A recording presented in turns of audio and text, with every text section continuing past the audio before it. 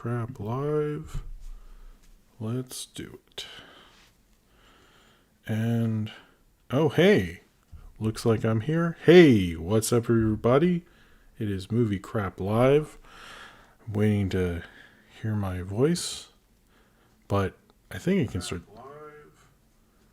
Let's do it. Oh, Mel Tears remembers and should go, hey, what's up? It's Jim, and this is Movie Crap Live. That's what I should say. Mel Tears remembers the Gisrielites thing.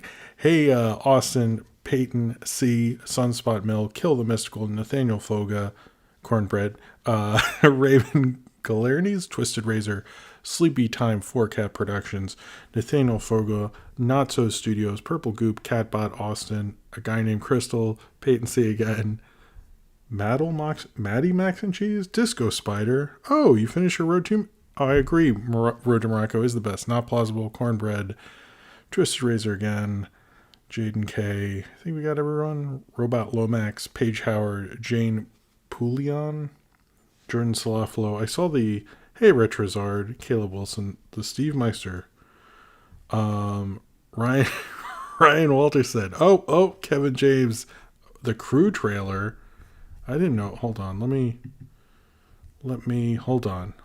I hadn't sent out a tweet yet. I should do, okay, we're good. Hold on. Let me switch because we got the first super chat. I didn't know there was a Crew trailer. I didn't know that. Should I try to watch that live maybe later? Maybe I should. All right, for first super chat, thank you to Bloxy. Hold on. We got a second one too. So we're already okay. Cheers to you, Bloxy. I'm sorry I didn't watch that. Maybe I'll watch it later. Maybe we'll try to watch it later. Cheers to you. Cheers. I believe we have another one from Male Tears. Male Tears, congrats on the Party Monster review that happened this week. From Happy Catterday Friends. So happy Catterday to you too, Male Tears. Cheers to you. Wow. 2 super chats right at the beginning. Things are looking cool. Yes, and how do you not have notifications turned on for Kevin James YouTube? I'm so sorry. I don't. I should. I should have. Today marks the 11th anniversary of what? 11 years today we got Paul Blart Mall Cop. Okay, sorry. But anyway, it's been... a week. It's, I think like every week I always look at in 2021, I'm always like, that happened earlier in the week. Like, I think, what was it? Like, with Long Gone Gulch, I had to like sort of rewatch it today because it was like, even though I've seen it, I think it would be my 3rd or 4th time. I totally was like, that happened this week. Damn. This week is long. Like, we impeached a president. Oh, Ace the Wind Rider's here. Austin became an uncle. Oh, Paleo's here. Hey, Paleo. It's just been like every week is just like, ugh. It actually has. I haven't watched anything or any of your Twitter in an entire week, Paleo. So that's right. It has been 1 week since I looked at you. Nice. Anyway, I got that right. I was just being... So I have watched your stuff. And anyway, yeah, it's been a week. I don't know. A lot of stuff I put out this week. A lot of videos. The Saber video, the Spyscape video. All proud of all of it. So it's cool to have a bunch of stuff come out, as well as the Long Gone Gulch thing. And then it just, yeah, I don't know. I haven't really watched. I don't know if I'll do a review of this, but I watched Never, Rarely, Sometimes, Always, which is on HBO Max, and that was really great. I'm not sure I'm going to do a review of it, but I did very much enjoy it. And then I guess enjoy, it's sort of a very serious, but it's a very good movie. Sophie's gotten more into Looney Tunes, which is really cool. I think she likes Tweety Bird. I don't know, but watching sort of the newer stuff as well as the older stuff seems to like more slapstick, less shooting people. Is what I got the impression of. And we tried to watch King Kong, and that was like didn't work as well as I thought it would. I thought that would work even today, and it sort of does, sort of doesn't. And rewatching that movie, I gotta say,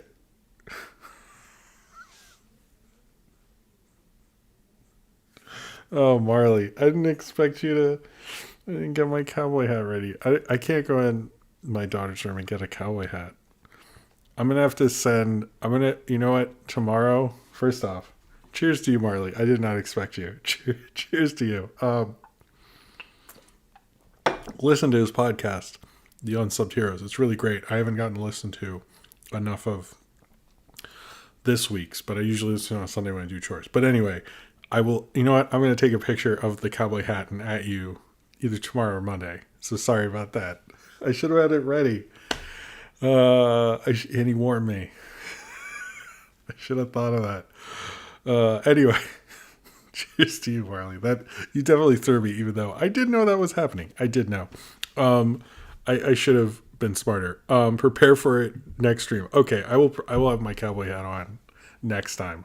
I hope we still have one. Now I'm really like on the spot now. And Discount Viscount said favorite animated film versus Sophie's favorite Disney animated film.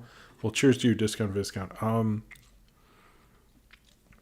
Hers is probably Frozen, but we're watching some Little Mermaid today. Little Mermaid's kind of making a big comeback.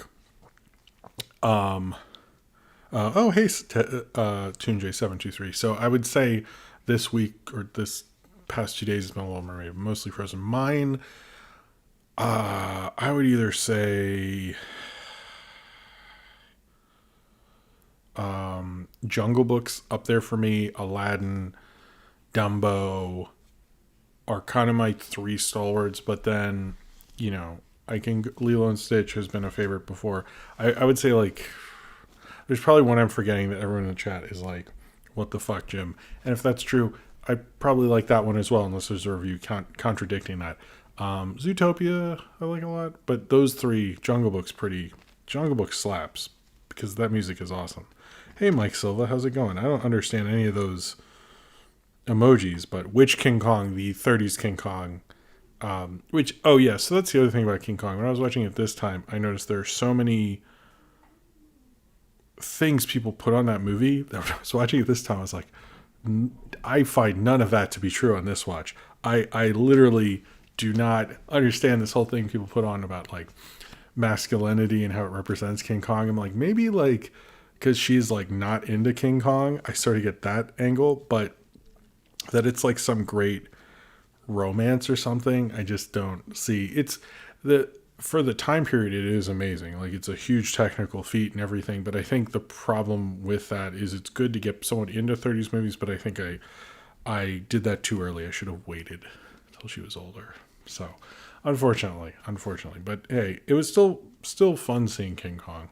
But I do think, like, it's a great movie, it's a great spectacle, but a lot of things you read about the things that people put on there, which I am not going to go over on this stream because we'll be here all night. I've read all of them, and watching it this time, I think they're like 80% not true. I was like, I don't really see it, other than like this influence Ray Harryhausen and things like that, but the weird theories on culture and stuff. Also, I did get to research, and I wanted to talk about this because this is cool, and no one talks about this. For the 50th anniversary of King Kong, they actually put a balloon, oh,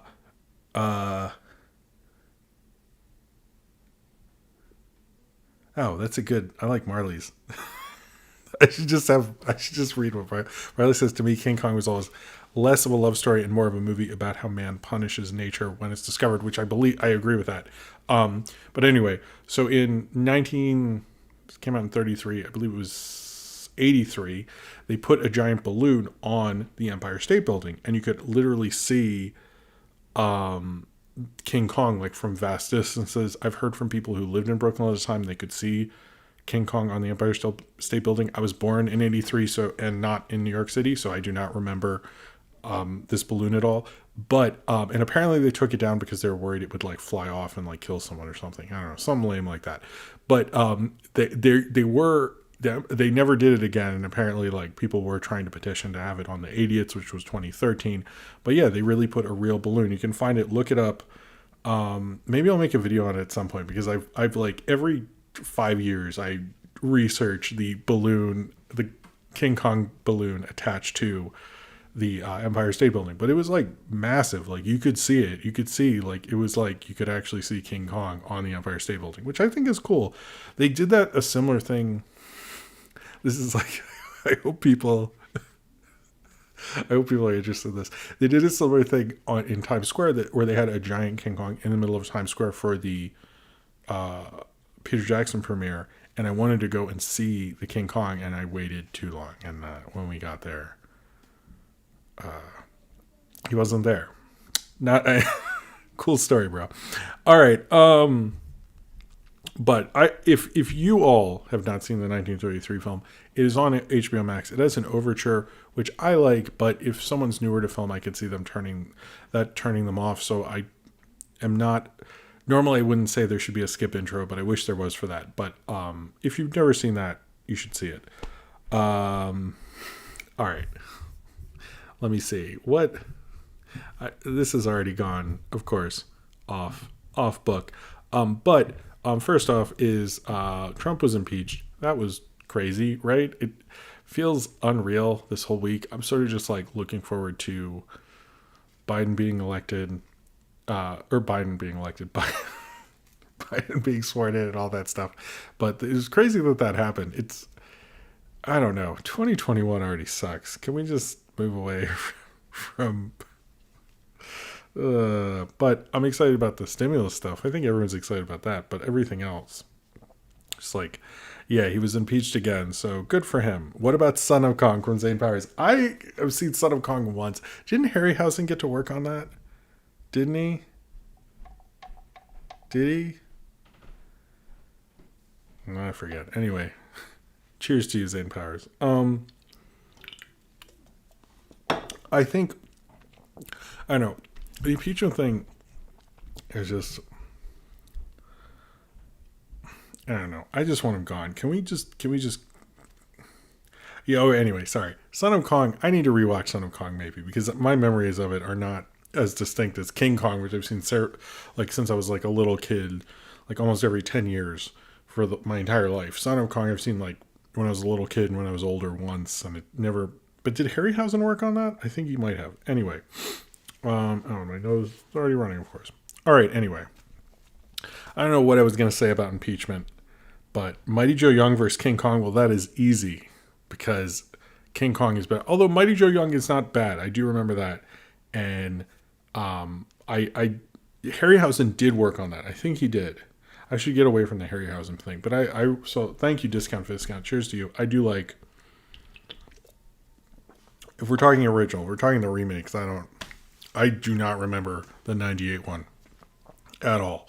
I remember the Peter Jackson one, which at a time I liked, but that's one of those when you see it outside of the theater, you're like, oh, I sort of see why nobody liked it now. Anyway, moving on, let's get into the show. But before we do, this and everything I do is supported by you, the fans, or mostly supported by you, the fans, or viewers like you, either through my Patreon, which is linked below in the description, has a lot of cool exclusive, like Patreon exclusive commentaries of, previous stuff I've done, like Cletus the Fetus, which that commentary series is ending soon, and Knock Force, as well as postcards, Skype calls, more Power in the Movie review vote, all that fancy stuff, as well as super chats during the show. Also, help out a lot too. And I drink Red Bull, and it gives me more energy and stuff. And I definitely read your question that way. Unless it's questions that are at the end, as well. But if you're financially able to do so, or just send me a super chat, it's very much appreciated. If you don't want to, or can't, or financially aren't able to, or just want to watch, that's totally cool. If you could like, subscribe, or just watching, thank you for doing that. And thank you for any of your support. It's always really welcome. That's really nice of you. So thank you for being here. Should we have a trailer then? What, of me talking? I don't understand. Oh, Godzilla. Oh, well, I'll get to Godzilla vs. Kong soon. Peter Jackson, King Kong vs. Avatar. Ooh, I might go Avatar in that because Avatar is a little more economical, which doesn't sound like a real thing, but the storytelling works a little better. King Kong's a bit of a just too long. How many times can you watch the original King Kong and Peter Jackson's King Kong? I think it might be like it's at least twice. It might be like 2.5 or something. Anyway, cheers to you, Zane Powers. And don't worry, I didn't forget the if you like everyone in the chat here and you like the various community on my comments and stuff like that, or if you just want to ask me a question and can never be here during the show, you should go to my Discord server, which is run by Zane Powers in Austin. They do an amazing job. There are various channels like the general channel, which actually has cool stuff. Like I post, hey, what do you guys want me to talk about in movie crap, to, the question of the day, which they do very well, all sorts of stuff. I post the shorts a little early that I'm going to review on there as well. Also, novelty card chat, which I meant these Star Wars cards are getting a little beat up, so we might see a new one soon. And then, what were the other ones? Gaming, which I've never been in. Suggestions for Jim, if you want to suggest something I can review during the show or a movie or something like that. And then there's the Ask Jim channel where I try to answer everyone's question. I believe I'm pretty up to date unless I got flooded with questions or something like that. So check out that Discord server. It's really cool. Yeah. All right. Let's get into it. And I think the thing, I think the thing, I don't know why I'm laughing. I think the thing that everyone's talking about, of course, which is that Tom Cruise has COVID robots. Now, these are not robots that have COVID. Maybe. I don't know. I actually don't know if they do or not. I'm pretty sure they don't have COVID. But what they do is they check your temperature. They monitor the set of Mission Impossible, whatever it is, and monitor the set, make sure, say, temperature checks, everything like that. And then they go like, excuse me, can I check your temperature?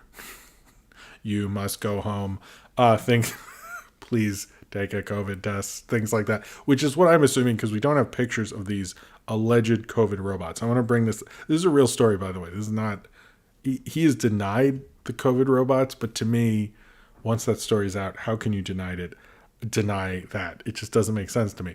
So apparently, because he was sick of just yelling at people, he now has COVID robots that go around.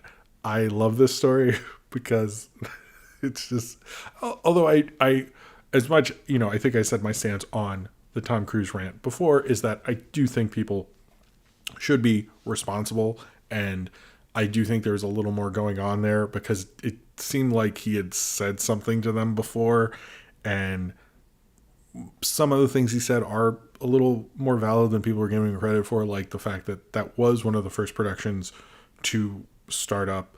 He did figure out ways to do it. Studios were on record saying they actually had called him. So he shouldn't yell at people, but people acting like, oh yeah, this huge ego, that's not really true. It's sort of true, but he was a jerk about it. But I'm hoping these COVID robots will stop him from being a total jerk, and he can concentrate off jumping into outer space and off planes and shit. So, we'll see how these COVID robots do. But right now they're alleged. We do not have pictures of the COVID robots. They have not leaked. I'm not sure if the COVID robots are in Mission Possible, whatever the fuck it is, but I think, which is the title, I believe, but I think that would be a good spin in the franchise to have the COVID robots involved. I think that's what we'd all like to see. Anyway, I thought that would be funnier.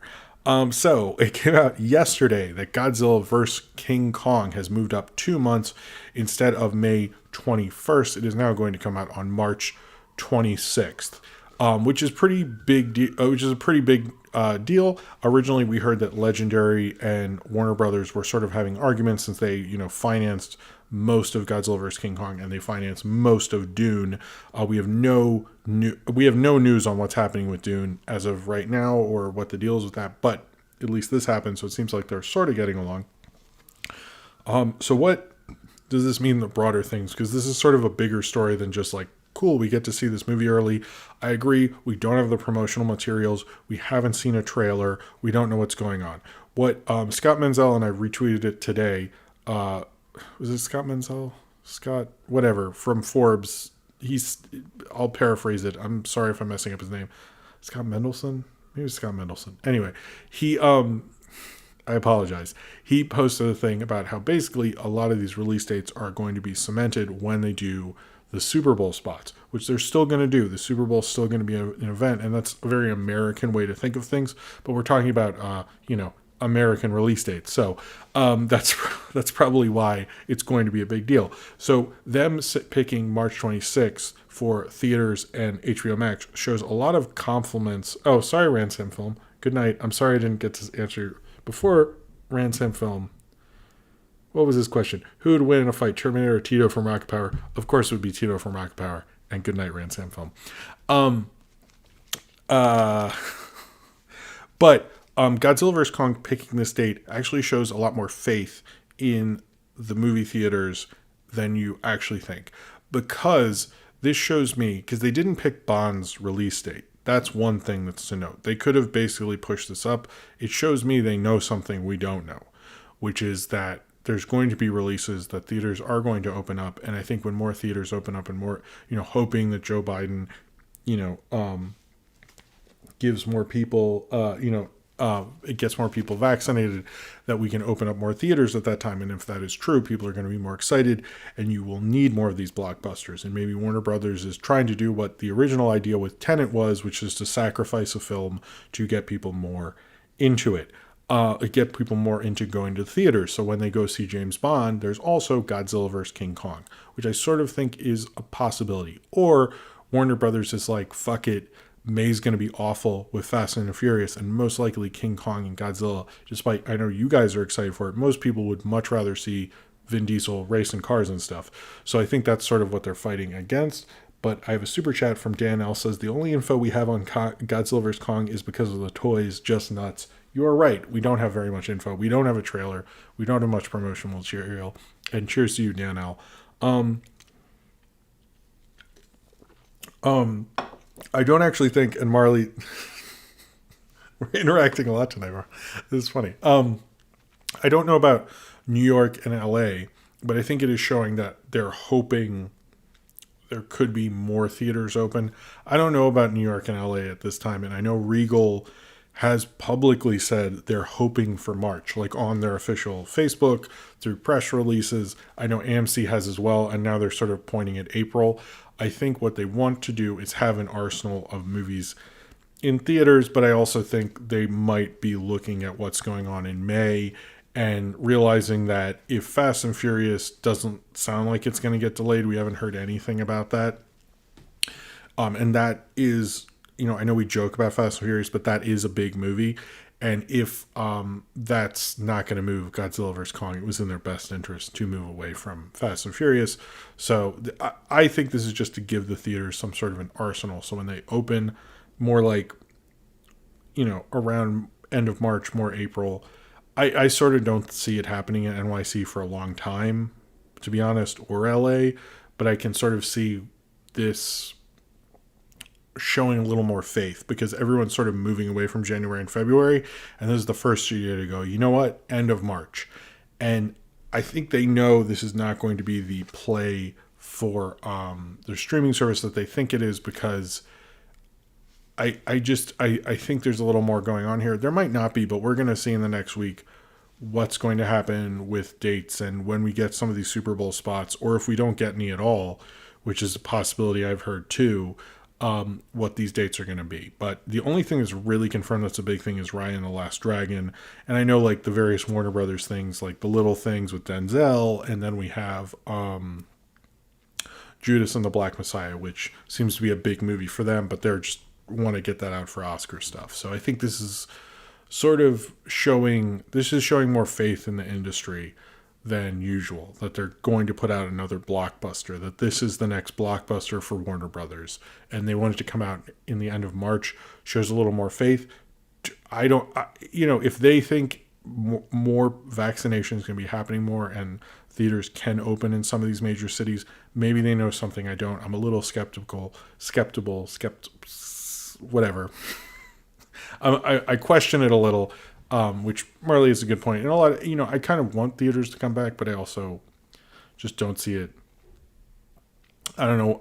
Part of me thinks June, but I think they just want, when Bond comes out, there to be something else there to help the theaters. And if they're already doing HBO Max, why not do it this way? Anyway, what was I going to say? All right. So there was an HBO Max trailer today. And it had a lot of footage from like things like Suicide Squad, very quick, various things coming out, nothing from Matrix 4. But they also had footage from Space Jam, the new Jam, what was it, Legacy? Whatever. It's Space Jam 2. I hate whatever that title is. It stinks. But they had some footage you can kind of see Bugs Bunny. It looks sort of like a 3D thing. I don't know how they're doing it. It didn't look amazing, and it wasn't a great shot. But we got some. I don't know why they released this as our first look at Suicide Squad and Space Jam, but that was their choice. That's what they wanted to do. That's Warner's big thing, I guess. And I don't know. And actually, I don't think they had any footage of Godzilla. Was it like a little bit? I don't know. It wasn't. What's kind of crazy about that is like we're going to talk about later the Netflix drop, and that was done in such a better way and covered so much better ground. This was just like it almost felt like versus what the Netflix trailer did, which was very prepared and obviously like planned out, and HBO Max like yelled at an editor to get some shit out from the various clips they had, like, by this weekend, please dear God. And they did, but I wish they had done, like, I think Netflix had a professional, like, almost like a Disney Investor Day in a trailer, and HBO Max had a look, here's what's we got, guys. And it's not the best way to first see Suicide Squad and Space Jam. So I hope maybe they are gonna just buy up all the Super Bowl spots. Oh, they did have Godzilla. Oh, okay. It was a blank. See, well, I didn't really notice it because it was not a good trailer. Let's just say that. All right, so talking more about HBO Max, I'm really just talking about this so I'm not coming back to HBO Max later, is we're hearing a lot about how HBO Max is having to pay out back-end deals. Basically, people have points, major stars that would get a certain amount if that film went to theaters. And obviously it is not. Now, not all these deals are done. There's some people saying paying out all these deals would be more expensive than actually releasing all these movies, which I agree with. But the one that we do know is for The Little Things, which is this serial killer thing with Denzel Washington, Rami Malek, and Jared Leto, which somehow out of the three of them, Rami Malek is the least likely to be a serial killer. I don't know how believable that is, but whatever. I mean, anyway, that I don't know what's going on, because in that trailer you're like not sure who the killer is and all that stuff. But Denzel, in true to form, if you know how Denzel negotiates, got $20 million to pay out his back end deal. So he got paid for that movie. He's already been paid for the movie that finished, and then he got an additional, and what I assume is maybe $20 million, got another $20 million. I've talked before about how he got paid twice for American Gangster, a previous attempt 10 years before, and he has a pay or play contract, and he got $20 million for that, and then he got another $20 million when they made American Gangster, which I was like, oh my God. Like, he is known for asking for a ton of, like, he always gets like a ton of money. So I'm not surprised that Denzel got paid, but yeah, it's just funny. But you're going to hear about more of these deals going on throughout these projects as they're coming out, because it seems like they're not finalizing them. I'm not sure. I do think Little Things, if we're in a normal theatrical environment, could make 80 million around there. And I think I'm being generous, but I don't think he would have gotten 20 million worldwide from that. But I think Warner's is going to have to pay out because they want to keep all this talent. It's such a mess. But anyway, wait, the Space Jam website is gone? It left again? That's tragic. Anyway, so we learned this week that Chris Evans will be coming back to the MCU in sort of supporting small role similar to what Robert Downey Jr. had in Civil War. It wasn't specified what project, what series, what movie this could be, but that he was looking at a deal. This was reported on by Justin Kroll, who is actually one of the best reporters. I follow him on... that's true, Sinram. Little Things is still going to be in theaters, but I meant more that I don't think it's gonna make that much in theaters, but they still have to pay out because of the streaming thing. You know what I mean? Okay, Space Jam website's still there. That's good. Anyway, so Chris Evans, we heard from a good reporter, Justin Kroll, that he would be back in the MCU, and then he tweeted news to me. And it seems to be like anyone who works with Chris Evans has denied this. So what's happening basically? It seems like Justin Kroll hasn't edited his story, which to me shows a lot of confidence from him, and he's the kind of guy who has who has the sources, who checks all of them, who he's the guy who would get that sort of access. I'm curious why Chris Evans doesn't want to say something. It kind of makes me think it's maybe a surprise and he doesn't want it ruined, or it was something they were planning and they decided to announce it, and Chris Evans was like, I was barely coming to the table with you guys and you pushed this out way too early, which is a possibility as well. The one thing, everyone has their theory, how will he be brought into the new MCU, whether it is through being the villain in Secret Invasion, which that one I kind of like, whether it's in Falcon Winter Soldier, whether he's going to come back as Cap. I think the possibilities really are Doctor Strange in the Multiverse of Madness. He'll be like, we'll cut to him real quick or something. My other thing is, let's bring back Cap werewolf. Captain America was a werewolf for a little bit. Like, if he's coming back, let's go full out silly. Let's do the Superman 4 of Captain America movies. He's a werewolf. He's a werewolf in it. Let's go crazy. I want Cap Wolf in the movie. I know Feige has been tight-lipped about Cap Wolf, but I think we just need tons of Cat Wolf. Anyway, I think. Okay. I'm gonna save. Okay, I was gonna talk about Lungon Gulch during the show, but I think I'll just save it towards the segments, towards the end. If you guys don't mind, we'll talk about it as the first segment. Because I feel like when I'm doing this, I'm so in the energy of hitting stories, I won't really talk about it well enough, which I know you guys want. So Lungon Gulch will be one of the segments at the end or something, So yeah, just so you know. But Nickelodeon had two things. They played an NFL game, a playoff game, as well as they played a sneak peek of Camp Koral. Zane Powers says, what if he came back and said, Hail Hydra? Cheers to you, Zane Powers. I could see it. That would be funny. That would be worth it. I think it would be worth it. Anyway, the NFL game that played on Nick, most people I saw who were like dads and said things like that, actually liked it. I heard a lot of positive things from people who normally watch football. They actually like what Nickelodeon did with it, which is surprising. I thought more people would be annoyed. I didn't see that, at least on my internet or whatever. But the NFL, the Camp Koral sneak peek, the F-bomb thing, I gotta say, not heard from anyone who isn't tweeting about cartoons and is like in their, older or something like that. Like, I heard no backlash. I heard nothing like that. So I find that to be interesting. And that sort of goes into my Camp Koral thing. I didn't love the Camp Koral thing, but I ultimately just think this is not a show for anyone who's criticizing it. And I'm sort of not changing my tune on that. I know I've said it before, but I watched it and I watched it again today, and to me, it looks like kind of a typical preschool show. I do think it will be someone's entrance to SpongeBob, and I know that upsets everybody. But, how often do you think of that Muppet Babies preschool show that's quite popular? I heard a lot of backlash when it came out. A lot of people get upset who are older, who grew up with Muppet Babies. I don't hear them say shit about it anymore. Like, no one talks about it.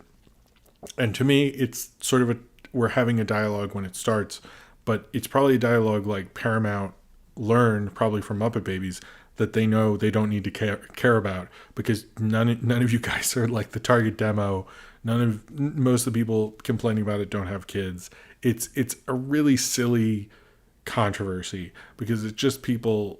It's basically just putting like a a line in the sand for when these kids who possibly like the show. I don't know if this show is going to be a hit, but let's say it does well, like Muppet Babies. There seems to be a lot of corporate money behind it. But let's say this thing comes out, does well. These kids look up in 20 years what everyone is saying about what everyone said about it, and everyone's going to look like an idiot. So I think it to me, it's like it just looks like a kid show version of SpongeBob. It doesn't look great. It's not a SpongeBob I would show my kids, but if they're into it, then like whatever. It didn't seem it's not Paw Patrol. There are worse kid shows in the world. It wasn't offensive. I mean, isn't there like that one with the guy with the dick and all that stuff? Like that's gross. So it's really not the show to be upset about in my mind.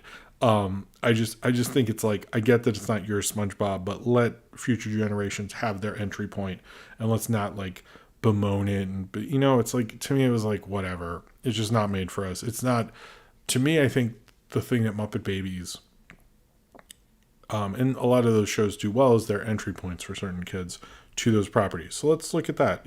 I just don't. And I don't think it's that bad, and we haven't seen a full episode, and I guarantee you your review of Camp Koral will happen, and then 2 years later you won't think about it, and you'll see some kid wearing a Camp Koral shirt. And it's like, that's how it's going to go with that. Anyway, so this week, I guess it happened sort of last week, but because it came out around the time I was doing the show, but I didn't watch it until Monday.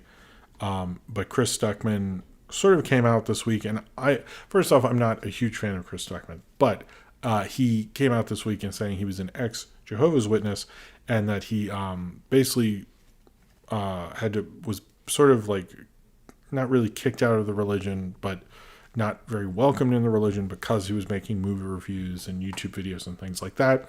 And he kind of went public after Corey Coleman on Double Toasted, which I know a lot of you got, or during Double Toasted interview show, which I feel like Ryan's going to correct me a lot in the chat. But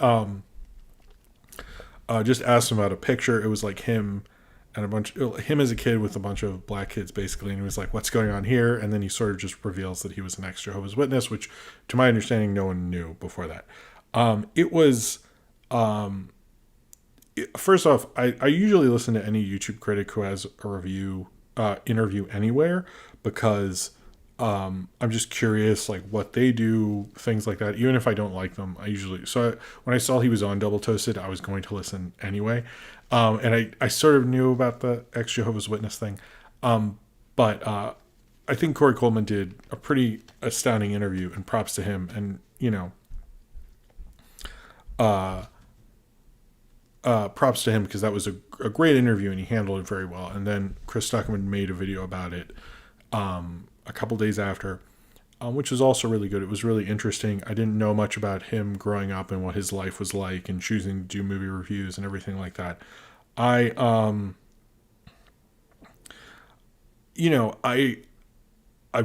think people know I'm just not a big fan of his reviews or anything like that. I understand he has a passion for film. That's wonderful, but I really have to commend him on his bravery. It seemed like that was a really painful area for him, and he could have dodged that question for Corey Coleman, or not handled it the way he did. And I thought Chris Stuckmann did actually a really good job. It's probably the best video I've ever seen him make, to be honest. I'm not an expert in him at all, so of the few I've seen, it's the one I thought was really arresting. I thought he did a really good job in it. I thought he did a good job handling it. Props to him.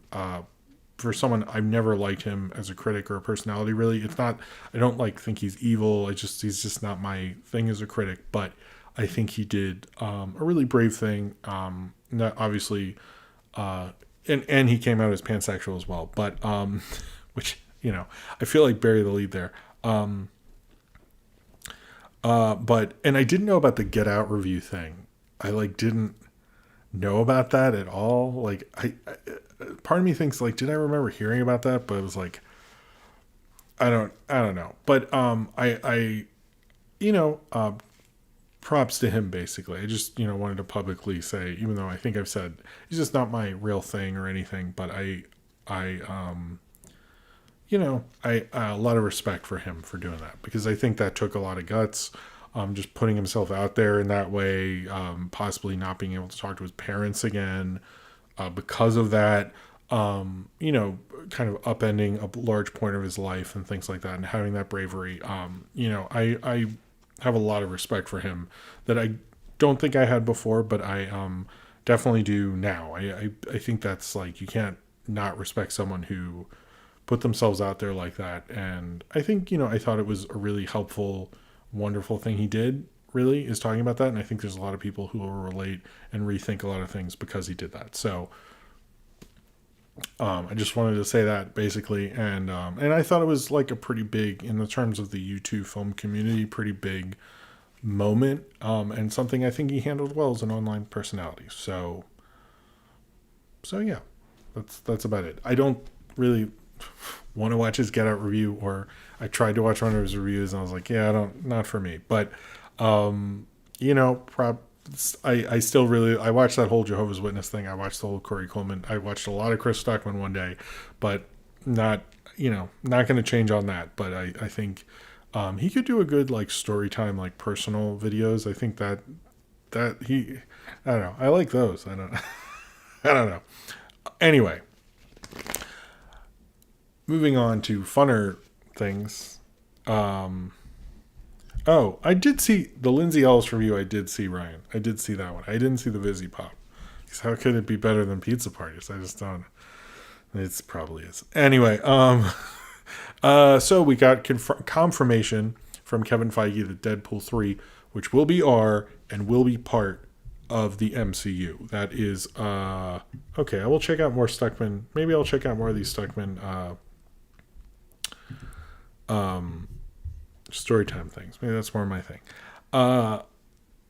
So Deadpool 3 will be part of the MCU. It will be rated R. We got an official confirmation from Kevin Feige. I think we sort of already knew most of this, but to me it's like Deadpool is too big of a franchise for them not to do this. There's sort of a question how Deadpool will be part of the Avengers, how it will be part of this thing and that thing and all this stuff.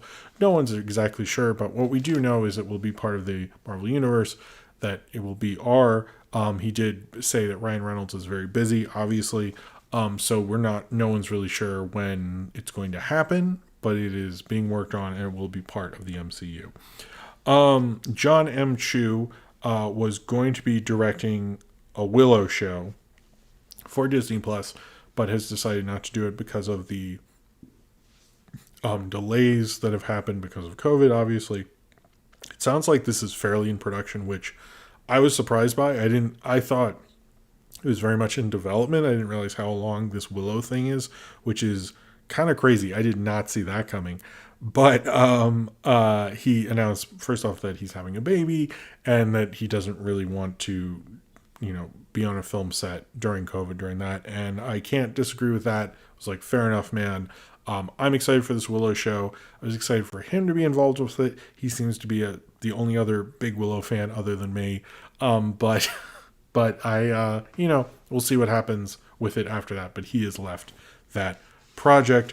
Moving on, and I know everyone's going to be, this is the biggest push, a film I know you're all excited. So chat, please, F in the chat, I guess, for Morbius. I know, everyone don't cry. Was supposed to come out on March 19th and has been pushed back again to October 8th. I know I know everyone's sad. Just everyone please, handle it with care. But Morbius, the movie that no one wanted, it's anyone it was, Morbius is the film event of the year to like no one. Is wow, a lot of F's. It's the late to October. Anyway, that's all I have to Morbius.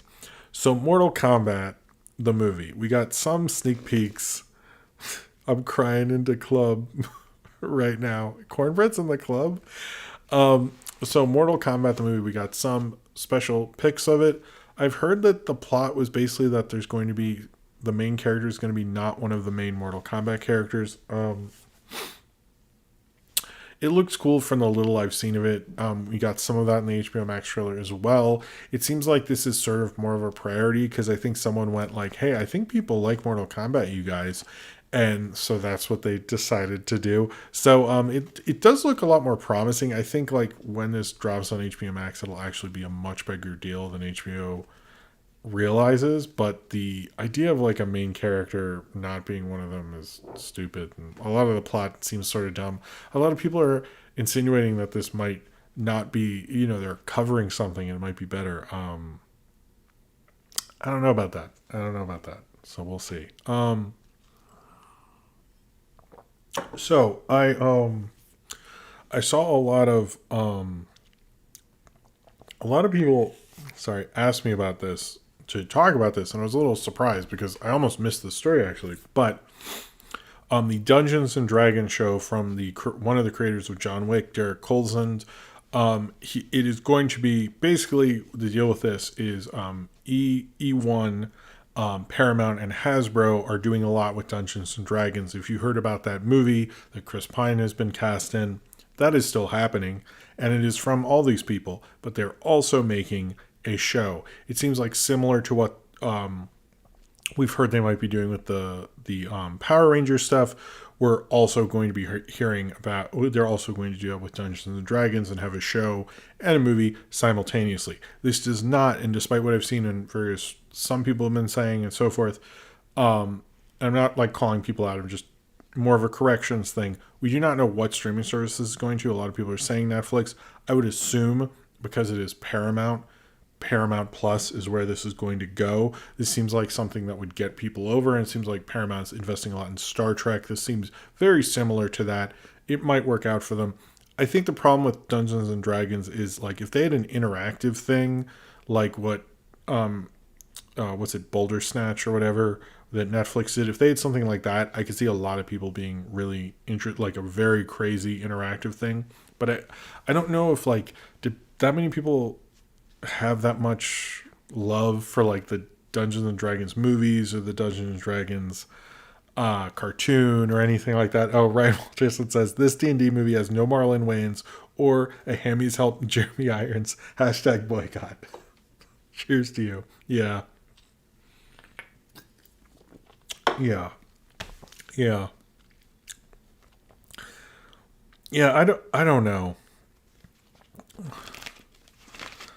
I just sort of think this is a franchise they definitely want to happen.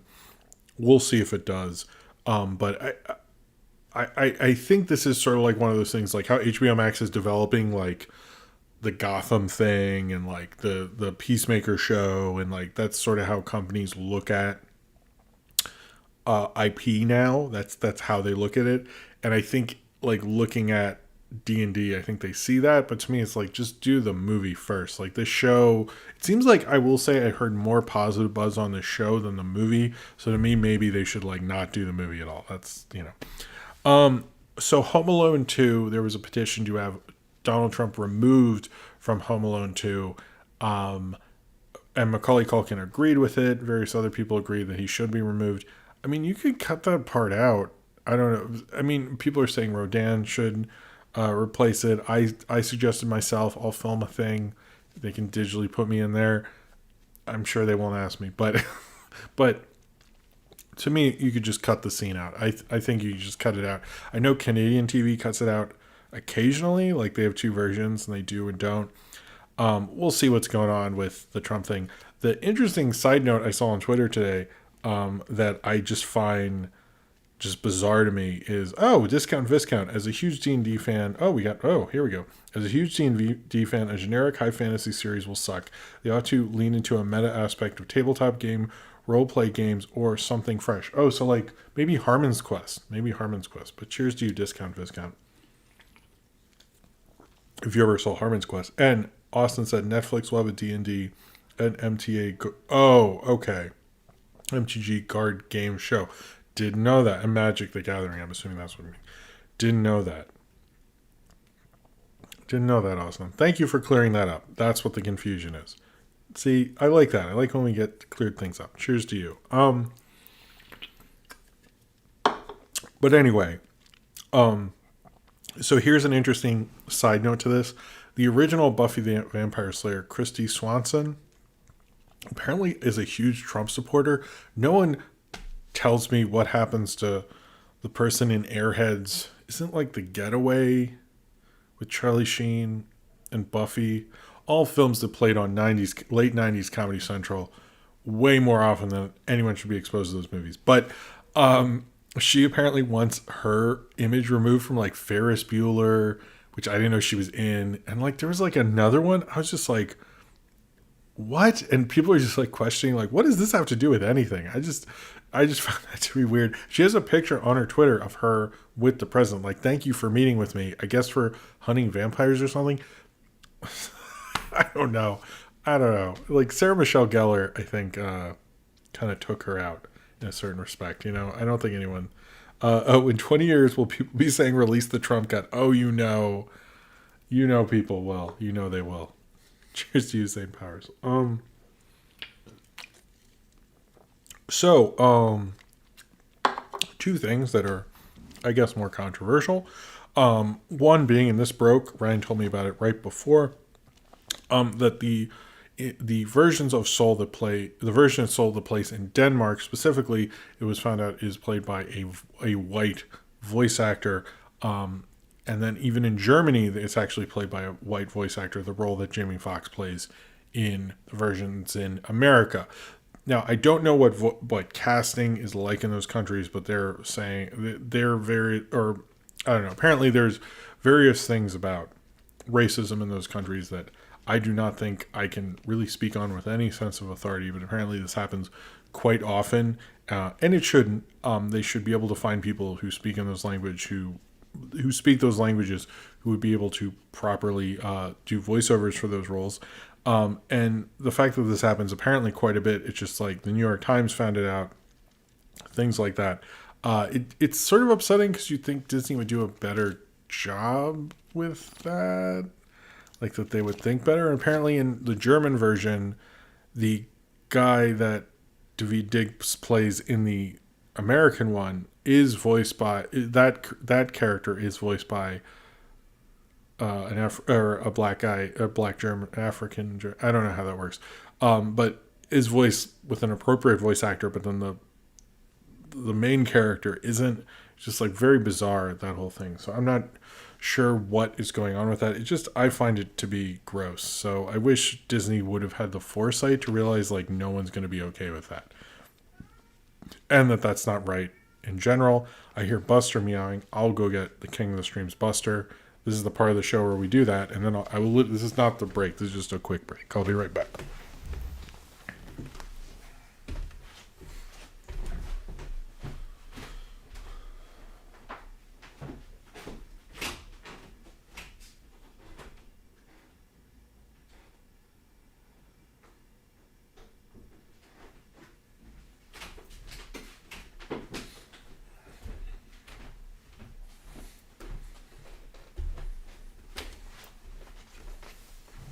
Ugh. Sorry, never mind. It was not actually Buster. It was Toulouse, who doesn't ever really go on camera, and is probably not happy with me because I fell over him right before we did the show, and that really hurt. Oh, hey, Medela Butterfly. How's it going? All right. Moving on. The Ray Fisher. Do I have that later?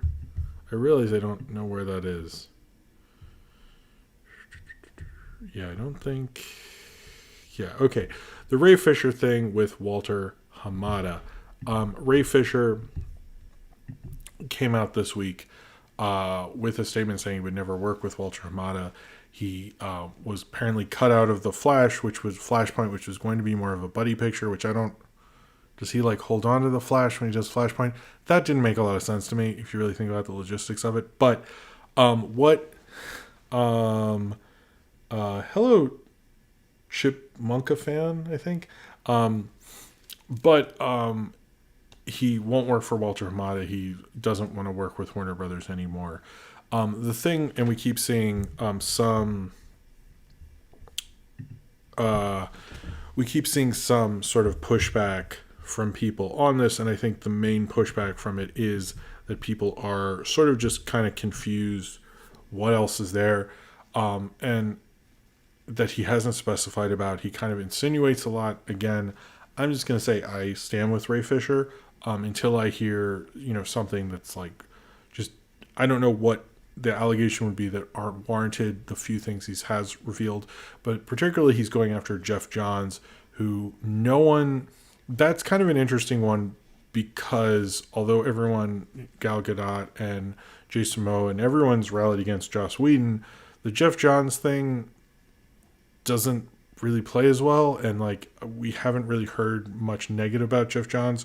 So I think that one there's been a lot more questioning because it's like Patty Jenkins just talked about how much he liked working with Jeff Johns. Like we really haven't heard much negative about him. So not to say I don't believe Ray Fisher or anything like that. It's just his other co-stars stood with him on, and although they have supported him, they've not said anything about Jeff Johns. So that's kind of because I think with this we're in such a tricky thing with the Ray Fisher thing, because he's saying there's more and won't say what it is, and I think rightfully we all want to support him, and what we have heard about Joss Whedon and everything like that is warranted, but he keeps saying there's other things, or like, well, what are these other things? I was like, I don't want to say them, but now you won't work with them, so then why won't you say it?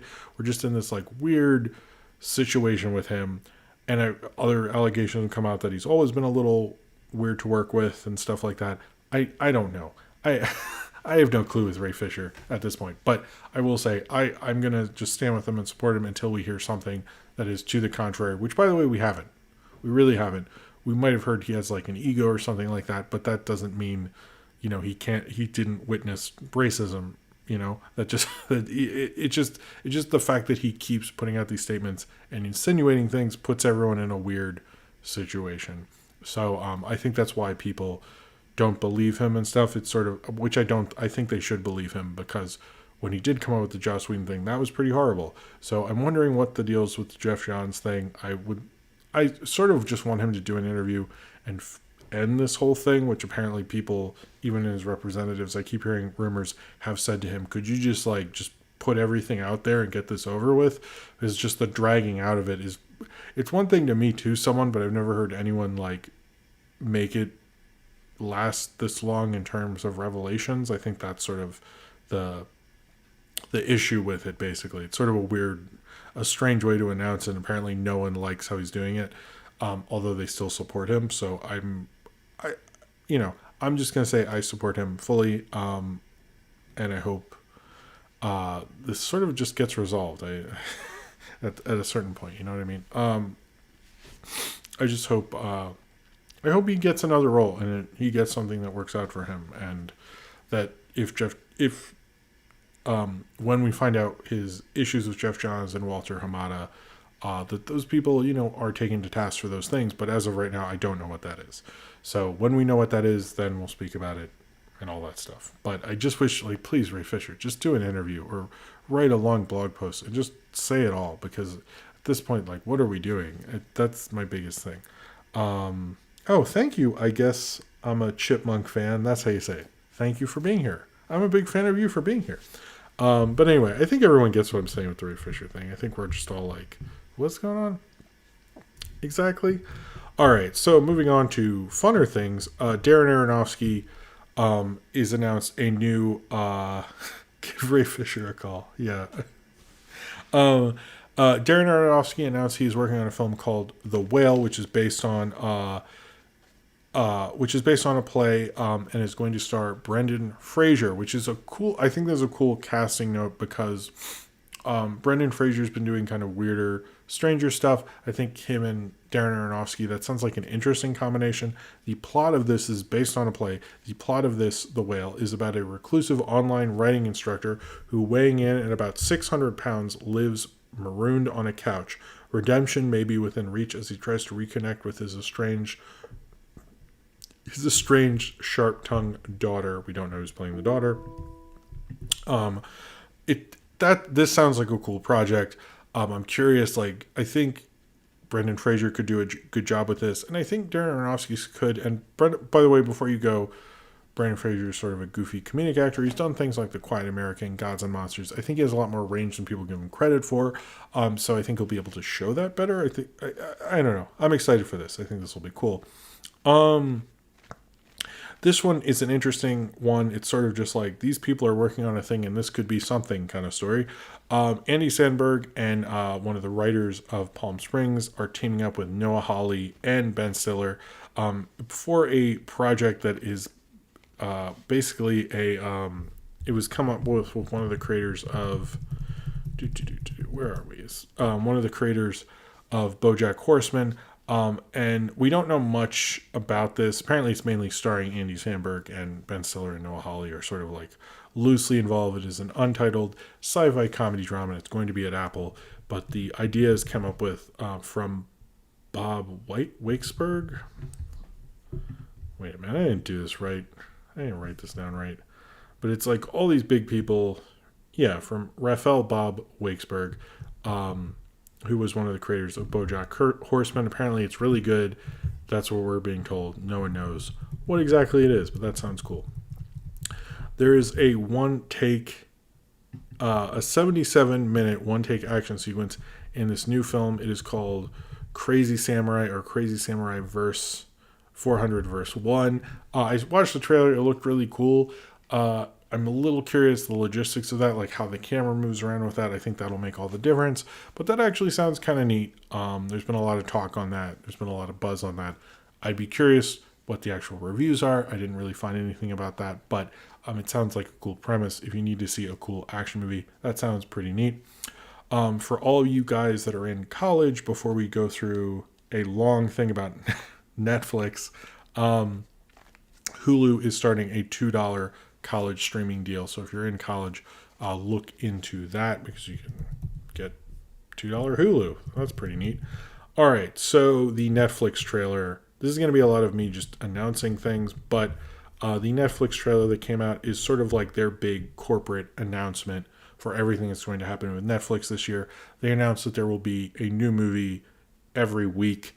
They usually do like that anyway. I don't don't they put out a lot of stuff, but they're really pushing. We're gonna have a new movie every week. The big showpiece of this was Red Notice, which is the big huge movie that not enough people are talking about, which stars Gal Gadot, Dwayne "The Rock" Johnson, and Ryan Reynolds. It's like a spy thing or something. That movie's gonna be probably bigger than what is it, the Chris Hemsworth thing? What was it? Extraction. It's probably going to be their biggest debut ever. They showed more of that probably than anything, although Don't Look Up was kind of given a lot of hype as well. It's interesting as they push this out, I think, right as you were hearing about rumors that Bond was getting delayed, which has not been confirmed. Hearing about more things that Morbius was moved back. I know, F in the chat, guys. But the fact that that Netflix did this when they did was a power move. It's basically like, hey guys, we're Netflix. We can stick to a slate. We don't need to destroy cinema, even though we sort of are. They're not, but we're not going to theaters or anything like that. So it was a big baller move, basically. Like, look at what you're getting, and we're going to go front and center with what will probably be the biggest movie of the year with Red Notice. So, and I think, that it's like a hugely expensive project that no studio would do because the three of them were involved. And I was like, that sounds like a huge hit, unless the script is real bad, which, anyway, we're going to do the live action stuff and then the animation stuff, but I will get to everything. But yeah, I talked about Red Notice. There's The Harder They Fall, a African-American Western, which looks really cool. We're actually going to see The Woman in the Window, which you might have seen trailers for in theaters. It's going straight to Netflix. Zack Snyder's Army of the Dead, which they're mainly selling the Dave Bautista of it all. He seems to be front and center in that. I know Tig Notaro's in it, replacing that creepy comedian guy. That kind of looks neat. I don't know. We're going to get a lot of Zack Snyder on streaming this year, I guess. Lin-Manuel Miranda's directorial debut with Tick Tick Boom. We got a bunch of him. Don't Look Up, which stars Jennifer Lawrence, Leonardo DiCaprio, Ariana Grande, Timothy Chalamet, Kid Cudi, and Meryl Streep. That is about two kind of, I guess, astrologists or something, and they go into press store to say a comet is going to hit Earth. That is their sort of big deal. And that is from Adam McKay. That's sort of a big movie because they could get so many people. If anyone who watches Anything I Do talks about To All the Boys and The Kissing Booth. I think the third sequel, like 3 for both of them, they're going to be on Netflix. I know everybody's excited. The Fear Street trilogy, which I talked about previously, which is going to like have like 3 different movies come out throughout, I think starting in the summer and ending in October or something. I forget how Netflix said they were going to do it. I forget how they're going to do it, but that is coming out this year. There'll be 3 Fear Street movies in a row. That was always a plan to do that in theaters, but Netflix is just doing it on Netflix. That sounds kind of interesting. You get Thunder Force, which is with Melissa McCarthy and Octavia Spencer playing. You just saw them in superhero suits and then they threw a bus or something. I don't know what that's about, but that's what that was. Halle Berry's directorial debut, Bruised. Oh, Buster's here. Escape from Spiderhead, which is another Chris Hemsworth action thing, maybe. He just drove a boat in it, so I'm assuming he does more than that in that movie. We have Sweet Girl with Jason Momoa. Bad Trip, which is, I think Will talked about a long time ago, but it's the Eric Andre kind of Jackass style movie that we've been talking about like forever ago and got delayed and got accidentally released for an hour. That's coming to Netflix this year. Kate, which is about a female assassin who gets injected with something that will kill her within 24 hours. The 2 seconds of footage looked kind of neat, so I remembered that one.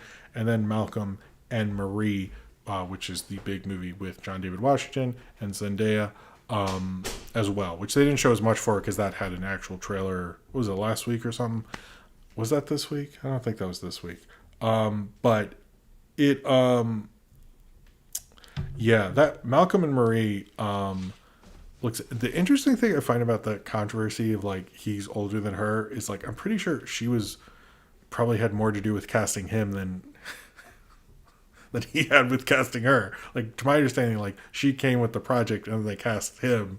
So it's sort of weird. Everyone's like, whatever. I don't know that for sure, but I was trying to confirm that through something. But like knowing like she works with that director, like I'm pretty sure like she was like, oh yeah, cast John David Washington. Everyone's like asking him to answer the questions. I'm like, he did. It's not his fault. He just showed up and asked for producer credit. You know, he didn't do that. It's sort of interesting. I know there's not controversy on the director or the producers, just to him. And you know, I'm not saying I agree with that weird thing, but it's sort of interesting. So the Netflix animation titles, we have 2 Aardman specials. They're not movies, specials. I want to preface that because I know someone will correct me. Shaun the Sheep, A Winter's Tale from Shaun the Sheep is the Shaun the Sheep one, and then Robin, which is the other Aardman one. We also have Wish Dragon, the Loud House movie, Back to the Outback, which they showed more of in the Netflix proper trailer. Seems like they have a lot of faith in that. Arlo and the Alligator, or is it Arlo the Alligator? Whatever, that's from Titmouse. And Maya and the Three from Jorge Gutierrez, who said it's sort of like a feature limited series, which sounds interesting. And then, of course, we got word that there is going to be a continuation of Rise of the Teenage Mutant Ninja Turtles. It says the Ninja Turtles are faced with a great challenge when a stranger arrives from the future with a warning. Leo, Ralph, Donnie, and Mikey will fight to save the world from an alien species, the Krang. I really like Rise of the Teenage Mutant Ninja Turtles. I haven't seen enough of that, but I haven't seen enough of that show. But that's cool that they're at least continuing on Netflix. And then the only other one is DreamWorks trailer Troll Hunters: Rise of the Titans. All right, so wow, we are really there's like too much news tonight. Okay, I'll just do a kind of quick trailers and stuff. I have a bunch of trailers. Yeah, here we go. Let me drink some water. This is interesting tonight. So trailers for tonight, we have talking about the Judas and the Black Messiah. We're hearing a lot of Oscar buzz about that. There was a second trailer that came out. Supposedly it stars more Lakeith Stanfield than it does Daniel Kaluuya. It looks sort of different. Kind of like he's kind of a thief who's caught, and they want him to come into the Black, kind of spy on the Black Panthers. That looks cool. Apparently, it is sort of an Oscar favorite. We'll see what happens with that. I Care a Lot. It looks really evil and awful, and it's like Rosamund Pike's Gone Girl character, even worse, like some really heinously horrible stuff there. Breaking News in Tuba County looked like a film with a big cast that no one ends up remembering movies like that. Willy's Wonderland, which I think was I was requested by Tannerlands to talk about. That is sort of like Nicolas Cage is stuck in Five Nights at Freddy's. So I'm sure someone in the review will say this is a Five Nights at Freddy's movie and have nothing to back that up on. Which of course, but it actually looks like a cool premise. He's there to just clean up the place, but he's actually a human sacrifice for the robots and he has to fight them all off. It looks like a lot of fun. The Cherry trailer, which is the Russo brothers thing with Tom Holland. It feels like it's just like they need to get an edgy movie out of their system. It doesn't look like a fun edgy movie. It just looks like a weird auteur statement to me. We had Looney Tunes. The new episodes come on HBO Max on January 21st, but we got a new trailer and it looked just as much fun as the last one. I'm excited for that. Flora and Ulysses, which is coming on Disney Plus on February 19th. That's just like a squirrel who has superpowers. It doesn't look that amazing, but I don't know. Jeremy Saulnier, and also finishing out, those are all the trailers. Jeremy Saulnier, who directed Blue Ruin and Green Room, made a nacho cheese fries trailer with Joe Carey from Stranger Things. It was a lot of fun. I actually really liked it. He did a good job with it. I haven't seen it on TV, but I found it really enjoyable. He had a good job of mixing his style with a Taco Bell ad and had a good sense of humor. I actually really like that. And then Pico Interactive has bought the rights to Calamity Jane. Supposedly they're going to do something with it. I don't know if they'll get it on a streaming service, but it would be nice to do something with Calamity Jane because it was a cool cartoon. I actually have watched a few episodes of it after Pan did that video on it. All right, so yeah, we might run a little long, but we'll see. We'll just go over after trailers and stuff. Let's go over the Lord of the Rings Amazon. Basically the series we finally got a description, and yeah, it's basically it will take viewers back to an era in which great powers are forged, kingdoms rose to glory and fell to ruin, unlikely heroes are tested. Wow, this is pretentious. Hope hung by the finest of threads, and the greatest villain that ever flowed from Tolkien's pen threatened to cover all the world in darkness. Beginning in a time of relative peace, the series follows an ensemble cast of characters both familiar and new as they confront the long-feared reemergence of an evil to Middle-earth. From the darkest depths to the misty mountains to the magic forests of the elf capital of Lindon to the breathtaking island of Numenor. I think my cats are fighting out there. Yeah, it sounds like kind of a Lord of the Rings Tolkien show. To be honest, it didn't give you like a premise. It's just more like there was a thing and then there's less of a thing, which is a little boring, to be honest. I think if you're going to spend $1 billion, you should sort of know what you're doing. The funniest thing about the Lord of the Rings show is I remember reading all these people who wrote like who do classic film reviews and stuff, and they'd all be like, well, if you think about it, Amazon spending $1 billion is like the classic studios bankrupting themselves to make a big epic. And I was like, guys, $1 billion is not going to bankrupt Amazon. Like, I don't. That's a cool. I like your parallels, but it's like I know you've read a lot about classic. It was just so ridiculous, and I kept seeing that when that deal was announced, and it was like it didn't gain any traction because it was like the dumbest thing. It's like, what are you anyway? Sorry, I still think about that because it was just so stupid. Even though, the fight. Cornbread brings up, even though the Five Nights at Freddy's film got announced years before those other films entered production. That's true, but none of these films have anyone who shared anything, and it sounds like they still want to make a Five Nights at Freddy's thing. So I just don't. That is true. It's ridiculous that you're having, the banana splits and now another exploitation-y thing take that concept and not an actual Five Nights at Freddy's movie. They've sort of waited too long. They should have done it at this point, but we'll see. There's going to be a sequel to Searching.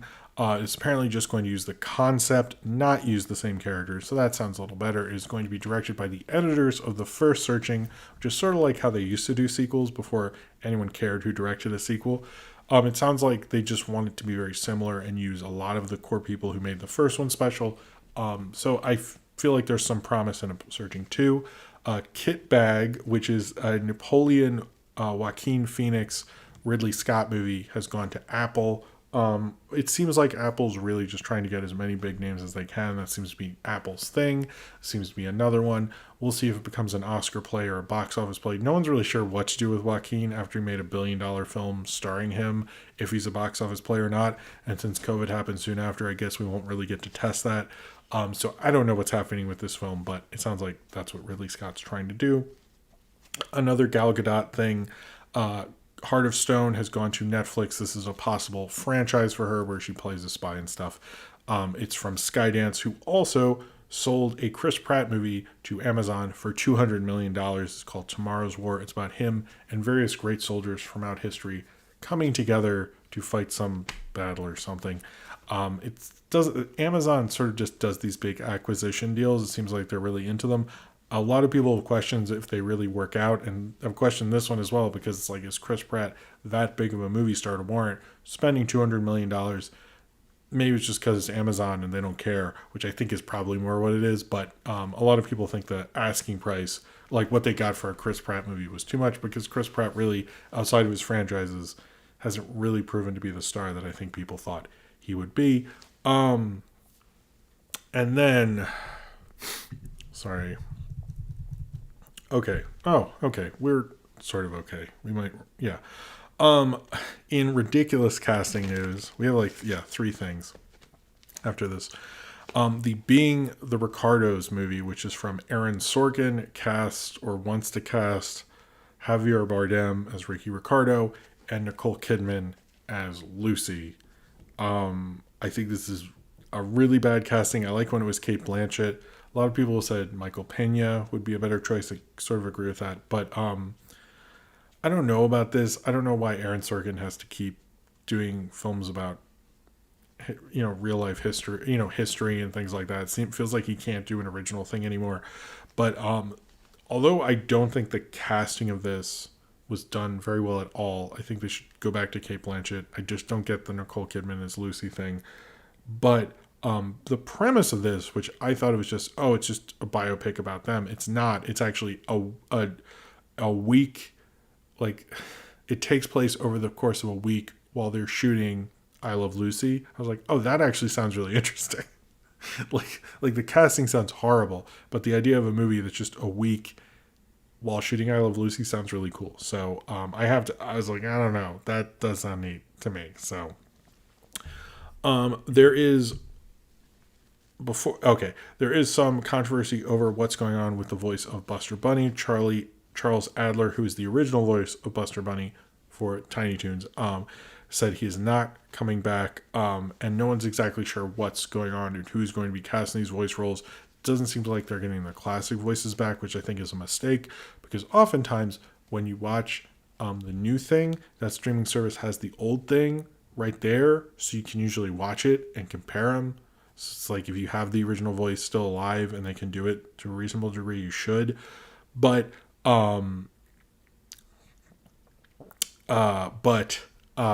it seems like there's when Charles Adler left, John Kesser voiced Buster Bunny afterwards, and there's been some talk that he might take it on, but we'll see about all that. But it seems like I don't really like what's going on with the Tiny Toon voice casting. It's like, just get the original voices. Like, I don't know what the take is fully, so maybe there's something more to that.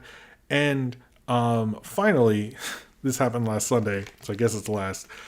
There's going to be a Sex in the City reboot on HBO Max. It's called And Just Like That. It is not going to star Kim Cattrall, and is going to star the other 3 women, Cynthia Nixon, Kristen Davis, and Sarah Jessica Parker, about them in their 50s, I believe is what they said, going around New York City and stuff like that. I don't think this is a good idea. I think the problem with the Sex City brand in general is that they made those movies and they haven't taken a break. And I know there's some comparison, like why is Sopranos so hailed and Sex and the City isn't as much. And I think it's because Sopranos like ended, and although they are making a prequel film that hasn't come out yet, we really haven't seen anything from the Sopranos since. I think it probably hurts Sex and the City that they've made 2 movies and a prequel show, and none of that has been very good, and it did sort of end on a perfect note, and they probably should have just kept it that way. And if this was the first thing, I think there would have been more excitement. So we'll see. I know they're trying to get writers and stuff like that. But without Kim Cattrall, I do like that she's maintained, like, let's please stop doing this. Like, we need to stop it. And, I obviously think she's cool because she's cool in Mystery Science Theater. So, of course, I'm going to be like that. But I don't know. We need to cut it out with that. All right, so we do have some obituaries, and then we'll take a break. Carly Wilcox, who worked on Sesame Street, I think died. Is it the right? Sorry. Who was a Muppet designer for Sesame Street, died this past week, unfortunately, and did various things in the Muppet world. And then Joanne Rogers, who was Mr. Rogers' widow and was an acclaimed pianist as well, died this past week also. And then Dale Beer, who was an animator, also died. I think that was just announced today. He was an animator on Black Cauldron, Lord of the Rings, Emperor's New Groove, all sorts of Lord of the Rings, meaning the Bakshi one, all sorts of great stuff. But I think the death that probably was pretty impactful to me, not that these people obviously are condolences to their families and anyone who's a fan and so forth, but Jessica Campbell from Election was someone who I grew up with as a teenager, and I always really liked her part in Election and her part in Freaks and Geeks in a pretty big episode where she dates Seth Rogen. I think there was an honesty to her and her performances in those. There's a real sense of self to her that I didn't really see for a lot of actors in that teen range. I always really liked seeing her. She was always my favorite part of Election as a kid. I think like everyone gives a really good performance in that movie. That Election's like my favorite Alexander Payne movie probably. But I posted her speech in that, and it was just really I don't know, that really made a difference because she is kind of like that anarchy kind of high school kid who pushes everything to its limit and everything like that. But she did it in such an honest way. It wasn't like a malicious kind of thing. It was more of a, like, that's truly how she felt kind of way. And I don't know if anyone did that as well in those kind of performances. So this is probably all gobbledygook, but I don't know. It was shocking to me. We're around the same age. And she died this past week. And I thought that was a shame. I wish she had gotten to do more. She retired from acting in 2002. So, yeah, I thought a big loss there. Anyway, I'm going to use the bathroom. Then we're going to do Long Gun Gulch. It's just going to be thoughts. I'll get into why it's not a review. The Sealab test pilot. I'll give you some sort of a review of the first 2 episodes of WandaVision. Then we'll do questions, and then it's over. And that's what's going on. Thank you all for being here. By the way, thank you all for giving a super chat. That's very nice of anyone who has. And I will be right back in a second. Just want to use the bathroom real quick. All right, cool. See you soon. Behave yourselves. Oh, I forgot about Siegfried. Sorry. Okay. Siegfried of Siegfried and Roy died this week of cancer, I believe. Even though Roy died from COVID recently, which was actually fairly tragic, unfortunately. And I never really saw Siegfried and Roy, to be honest, but I think you can't. It's sad that they're both gone. I think they made a huge impact on culture and everything they did with that show.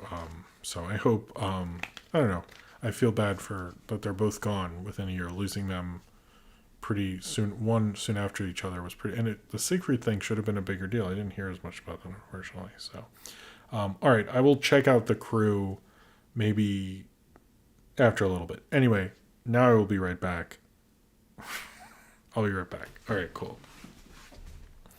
One of them went to the gym near. Really, Cartoon Freak? I didn't know that. Well, anyway, now. All right, cool. Oh wait. Ugh. Hold on. I had something I wanted to share while I was on break. I actually. Hold on. Okay. All right, you can look at this while I'm on the break. There we go. Cool.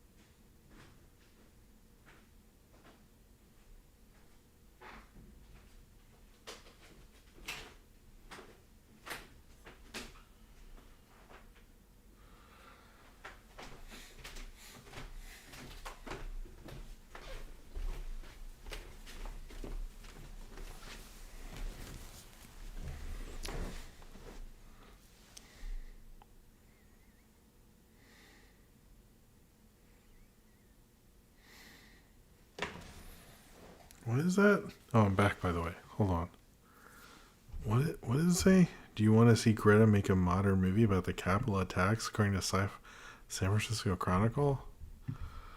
That's weird. Really?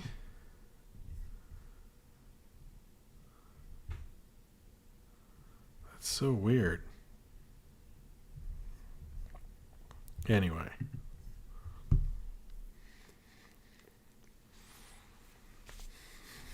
Let's... Okay, hey, I'm back. Sorry. I just thought it'd be cool, gives us Long Gun Gulch week to post. To post that, you know, have that be... Oh, see ya, Twisted Razor. Have a good night. All right. Hello, Cornbread. All right. So, let's... I'm going to take... We almost killed this Red Bull. I'm going to finish it right there.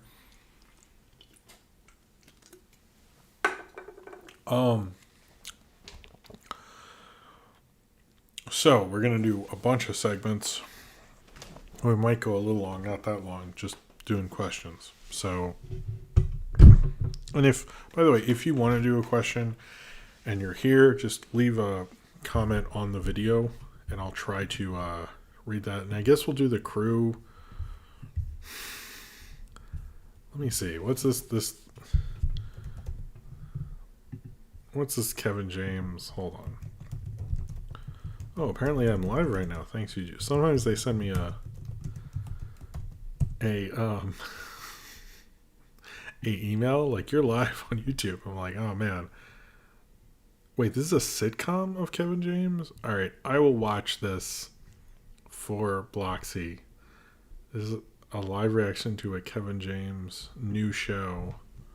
Hold on. Oh, I muted him on YouTube, which ruins the ambiance. All right, now I gotta. Here, I will watch this for you. Live reaction to The Crew. Didn't. What is this?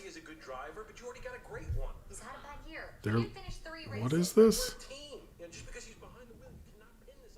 Is this just a scene? This isn't a trailer, and they're.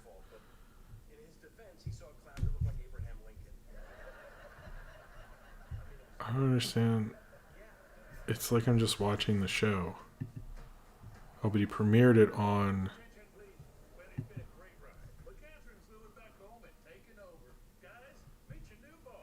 Oh, because the lady's the boss, and that's a thing. That's. Oh my god.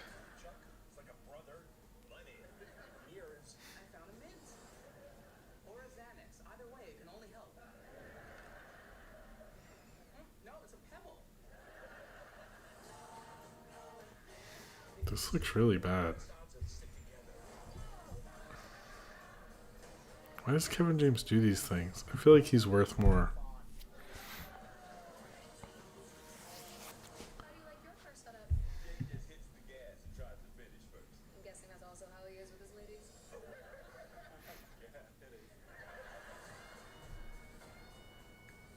I think I kind of don't want to finish this. I'm sorry.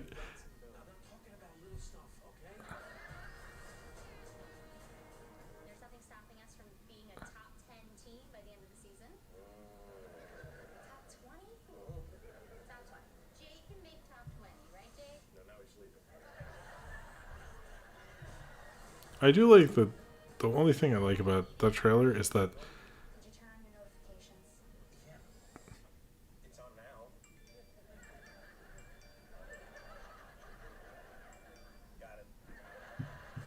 the comments are all disappointed it isn't Sound Guy. I agree. I like that. Cheers to you, Blocks. Cheers to you. I don't think I'll ever watch it, but I do like the idea that the crew is the real genius behind it and the driver's like some idiot. I think that's funny. Anyway, all right. Let's talk about Long Gone Gulch. First off, I thought about not talking about Long Gone Gulch. And this isn't a review because I feel like of everyone in Pizza Party, I've not met Zach and Tara. I've just met them through like the podcast, and we got to watch it early, and they're very nice. And I think Pan and Nolan and Izzy worked on it, are more connected. So I'm like the least connected, I guess. So I do feel a little silly just not reviewing it, but I kind of felt like, I don't know, like there are too many reasons I'm just like really happy for them and stuff. So I just don't. And Izzy and that it happened. I've heard about it for so long and helped promote it at cons and stuff. So to me,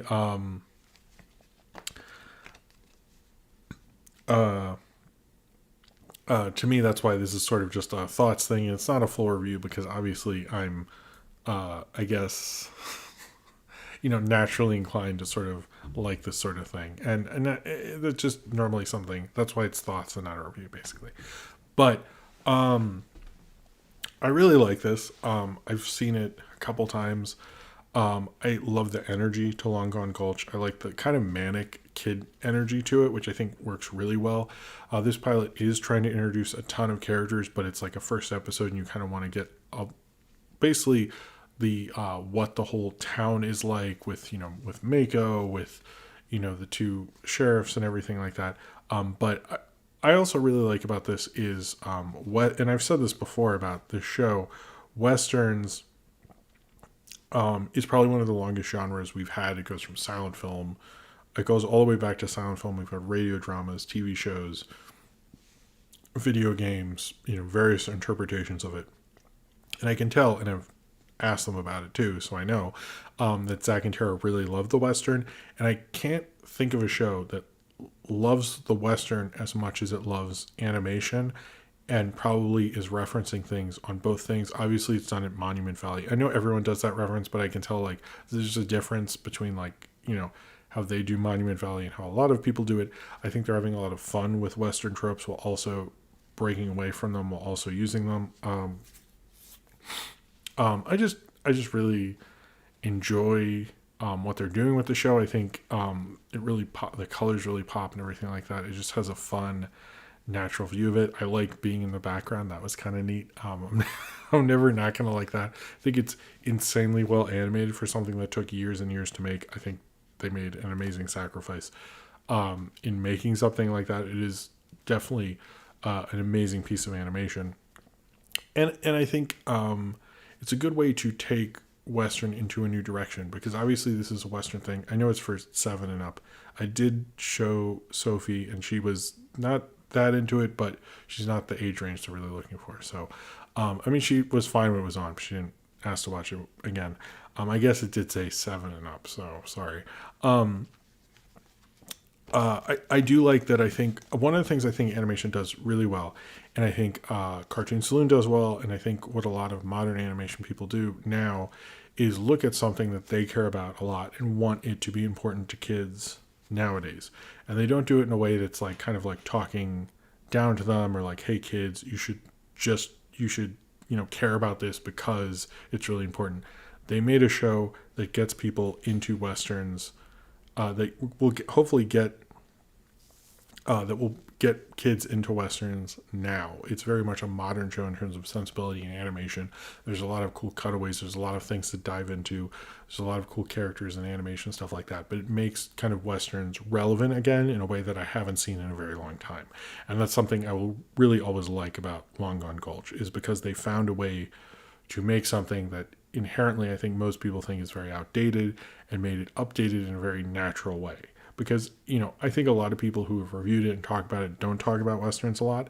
And I think that's an amazing thing. And you can tell they really love this genre and what it does and what it means to people. So,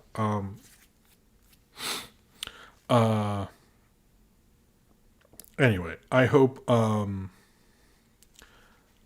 it gets picked up. I think it's a really great short. It's a really great pilot. I think it's one of the best, like, online pilots I've seen. Is probably the one I like the most, to be honest with you. But, you know, again, Izzy worked on it. Zach and Tara have been very nice to me. I get to have a stupid cameo that I've mentioned twice. And, you know, all of that was really fun and thrilling and all that stuff. So, you know, I was really like those guys. I like that they involve Pizza Party so much and everything like that. I'm very happy to be, you know, very tangentially involved with Long Gone Gulch. But it's been, you know, I think it's a wonderful thing to be, you know, sort of loosely, very loosely, you know, off to the side somewhere involved with, and kind of be able to watch and appreciate as an animation fan as well. So I guess those are my thoughts. I don't know if that's going to be, a separate video. Here's Buster. You haven't been on tonight. Do you want to be here when I talk about Sealab, or are you just not into it? Wow. Okay. All right. I know you're more of a Bragg Show fan, so I didn't want to. Anyway. Sorry, I keep getting stuff in my nose. It's gross. I'm sorry. All right. So, since, I don't know if you knew this, but it is 2021. And because it is 2021, I think we've all been thinking about Sealab 2021. And I have thought about doing a review of the show. I don't know when that will happen. But before all that happens, I wanted to do a review of the pilot, or the kind of proof of concept pilot that was made by Adam Reed and Matt Thompson. Now, this pilot, which was made in 1999, was not made. This pilot was not made with the cast that we know Sealab for. That we love. That we know. Sorry. This was not made with the cast that we know and love that would be on the actual Sealab 2021. This was made just from Adam Reed and Matt Thompson doing all the voices. So it is very different. I'm not talking about the pirate radio episode of Sealab 2021. I'm talking about a pilot. So if there's any confusion, I'm not talking about that one, but I am talking about this first one. Now, what happened basically and how this came to be, it seems like Adam Reed and Matt Thompson worked at worked at Cartoon Network. In 1995, they actually came up with the idea then and pitched it to Cartoon Network, and they said, no, that doesn't sound funny, and we're not interested. So 5 years after, they were fired in like 96. Apparently they stole Analog Masters. Oh, Sinra. I like Sinra Saber Chat says, yes, Jim, we've all been thinking about Sealab 2021. Yes, we have. Right? We all have, right? Cheers to you, Sinra. That was funny. But anyway, so when they got fired, supposedly they stole Analog Masters of Sealab 2020. And then 5 years after quitting Cartoon Network, got those old analog tapes and started to make their own kind of, oh geez, Buster gets hair all over me.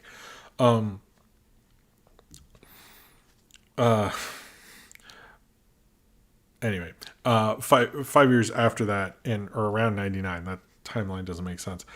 They made this pitch pilot, and because they were like, well, let's make this like kind of cool pitch pilot thing that we always wanted to make out of this idea we'd always had, and they made it and submitted it to Cartoon Network, which I keep reading in Wikipedia and other things, people keep saying to me, I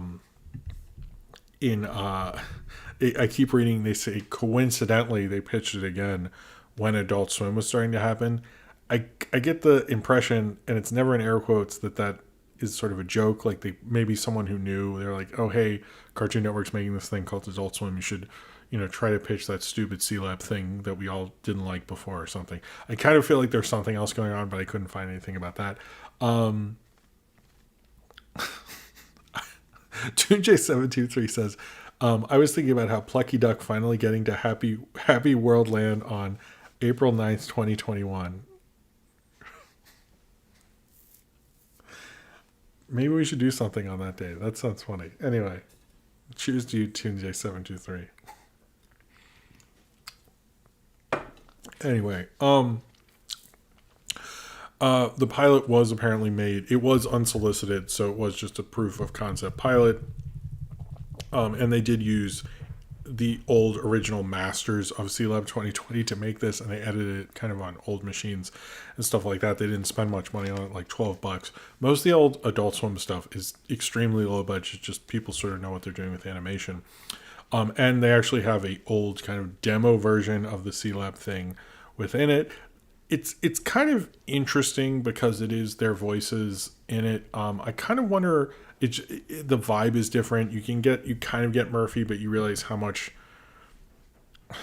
the actors really lent themselves to those parts, because with just the writing and them fucking around. And part of me wonders if they just thought this would be like an internet thing or an online thing that they were fucking around with. Like this wasn't really going to make it to air, because they keep showing parts where there was supposed to be like porn behind them. Like they have a text behind it that says Korean porn, and they cut away from something and go, oh, porn was going to be shown here. And I was like, so they sent this to executives, which they openly admit during the thing that they did that. And I was just like, anyway, I don't know what was this supposed to go to Spike and Mike's Sick and Twisted Animation Festival or something? Like, I don't understand what they're doing there with that. But supposedly the plot of this was basically they were going to rescue people who are on Ice Station Zebra, which is a movie. It's a reference, haha. And they sort of just don't do it. And then, they kind of just do, kind of dumb things around Sealab and stuff like that. Sort of a typical Sealab episode, just not as funny or extreme. And they do the thing at the end in the credits. Where they keep, They do the thing in the credits, so they show extra stuff. The extra kind of scenes and outtakes and stuff like that They did have, instead of saving the people, they actually go like swim around the ocean and race on turtles.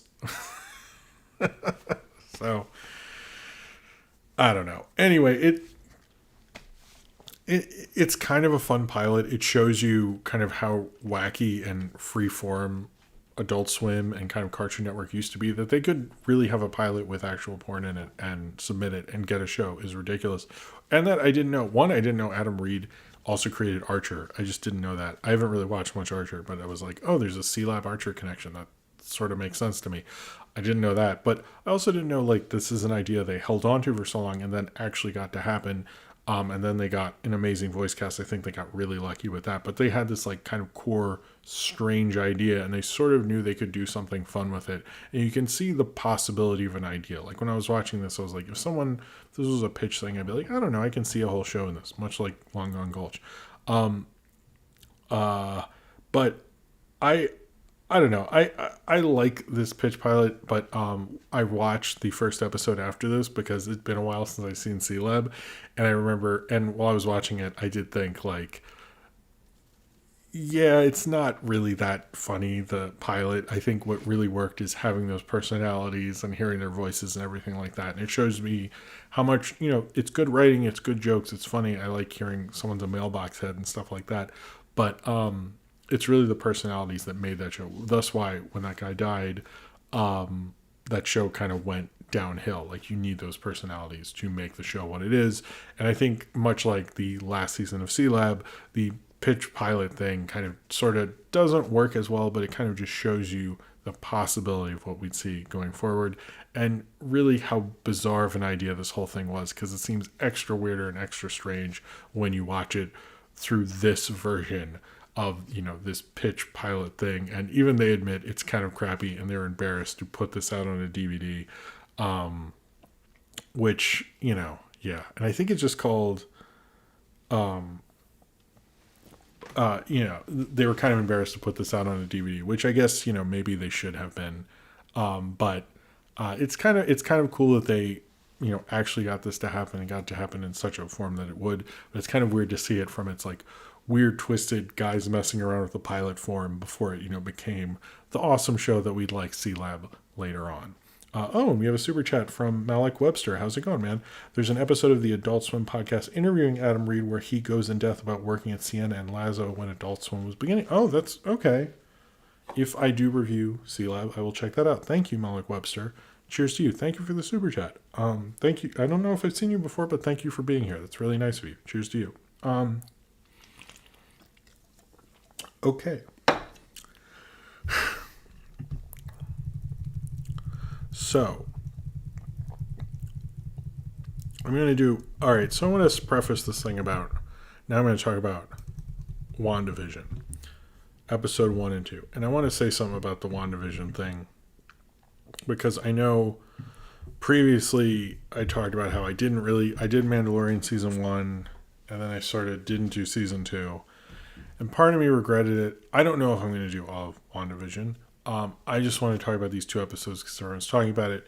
We'll see how I feel next week. I really don't want to commit to doing every one, but I'm doing these 2. So that's what's going on. So WandaVision is basically opens up where we see Wanda Maximoff, or the Scarlet Witch, played by Elizabeth Olsen, and Vision, played by Paul Bentley, in a kind of sitcom-esque in a kind of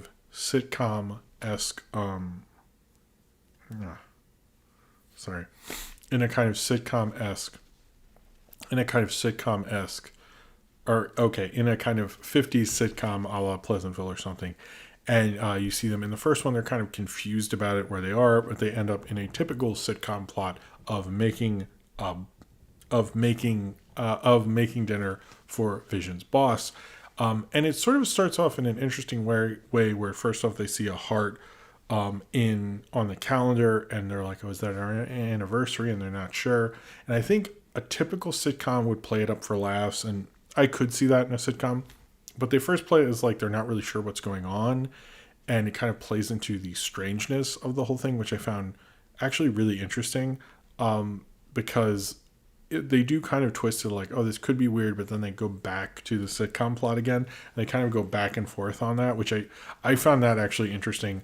Both episodes are pretty typical standard sitcom plots. This one being, you have to make, no one ever does that, has their boss and his wife over for dinner, has to make them like this huge meal or something. They do push it to a ridiculous degree. And then the second episode where they have to do a magic show for the whole town to raise money for the children, until you do realize, and I don't know if anyone said this, like they keep saying for the children, but you never see any children in that town, but they say for the children a lot. And I don't know who's supposed to have children. That's the other thing. Like there's no, until Wanda turns out to be pregnant towards the end, spoilers I guess, they don't really show you any children of any kind. I generally sort of like this show. I don't think it's as strange as people are making it out to be, and I didn't find it as interesting as people made it out to be. I did think it got 50s sitcoms really well. I know those are very standard plots and stuff, but there's a sort of genius in that structure and everything like that. There's a sort of genius in that sort of structure and things like that. And I appreciate that they're sort of doing something. Marvel is not known for shooting things different ever. And I'm glad that they actually took a different way to shoot something for once, even if it's made like a 50s sitcom and stuff like that. I'm perfectly happy with that. The weird commercials are like fine. I know in the 50s they only had like one commercial per commercial break. They didn't have what we have now, so it's actually appropriate. But I will say WNUF Halloween special did that shit way better. And I get it's like, let's reference Marvel stuff, but I feel like you could have had more fun with that in certain ways. I'm curious what the point is of the sitcom thing. Clearly we get towards the end that she's sort of manipulating it. It sounded to me like we're hearing Randall Park from Fresh Off the Boat, who was in the Ant-Man movies. That's clearly who we're hearing, like Wanda, Can You Hear Me, stuff like that. That's who it sounded like to me. I didn't check who was credited. They're actually very short episodes. They're about 20 minutes a piece because Disney Plus puts like a ridiculous amount of credits in terms of like who was the voice of this in Japan. That's cool. Put that on a Wikipedia. Don't put that at the end of everything. Like it just, I don't know why they do that. There was like 7 minutes of credits on one of them.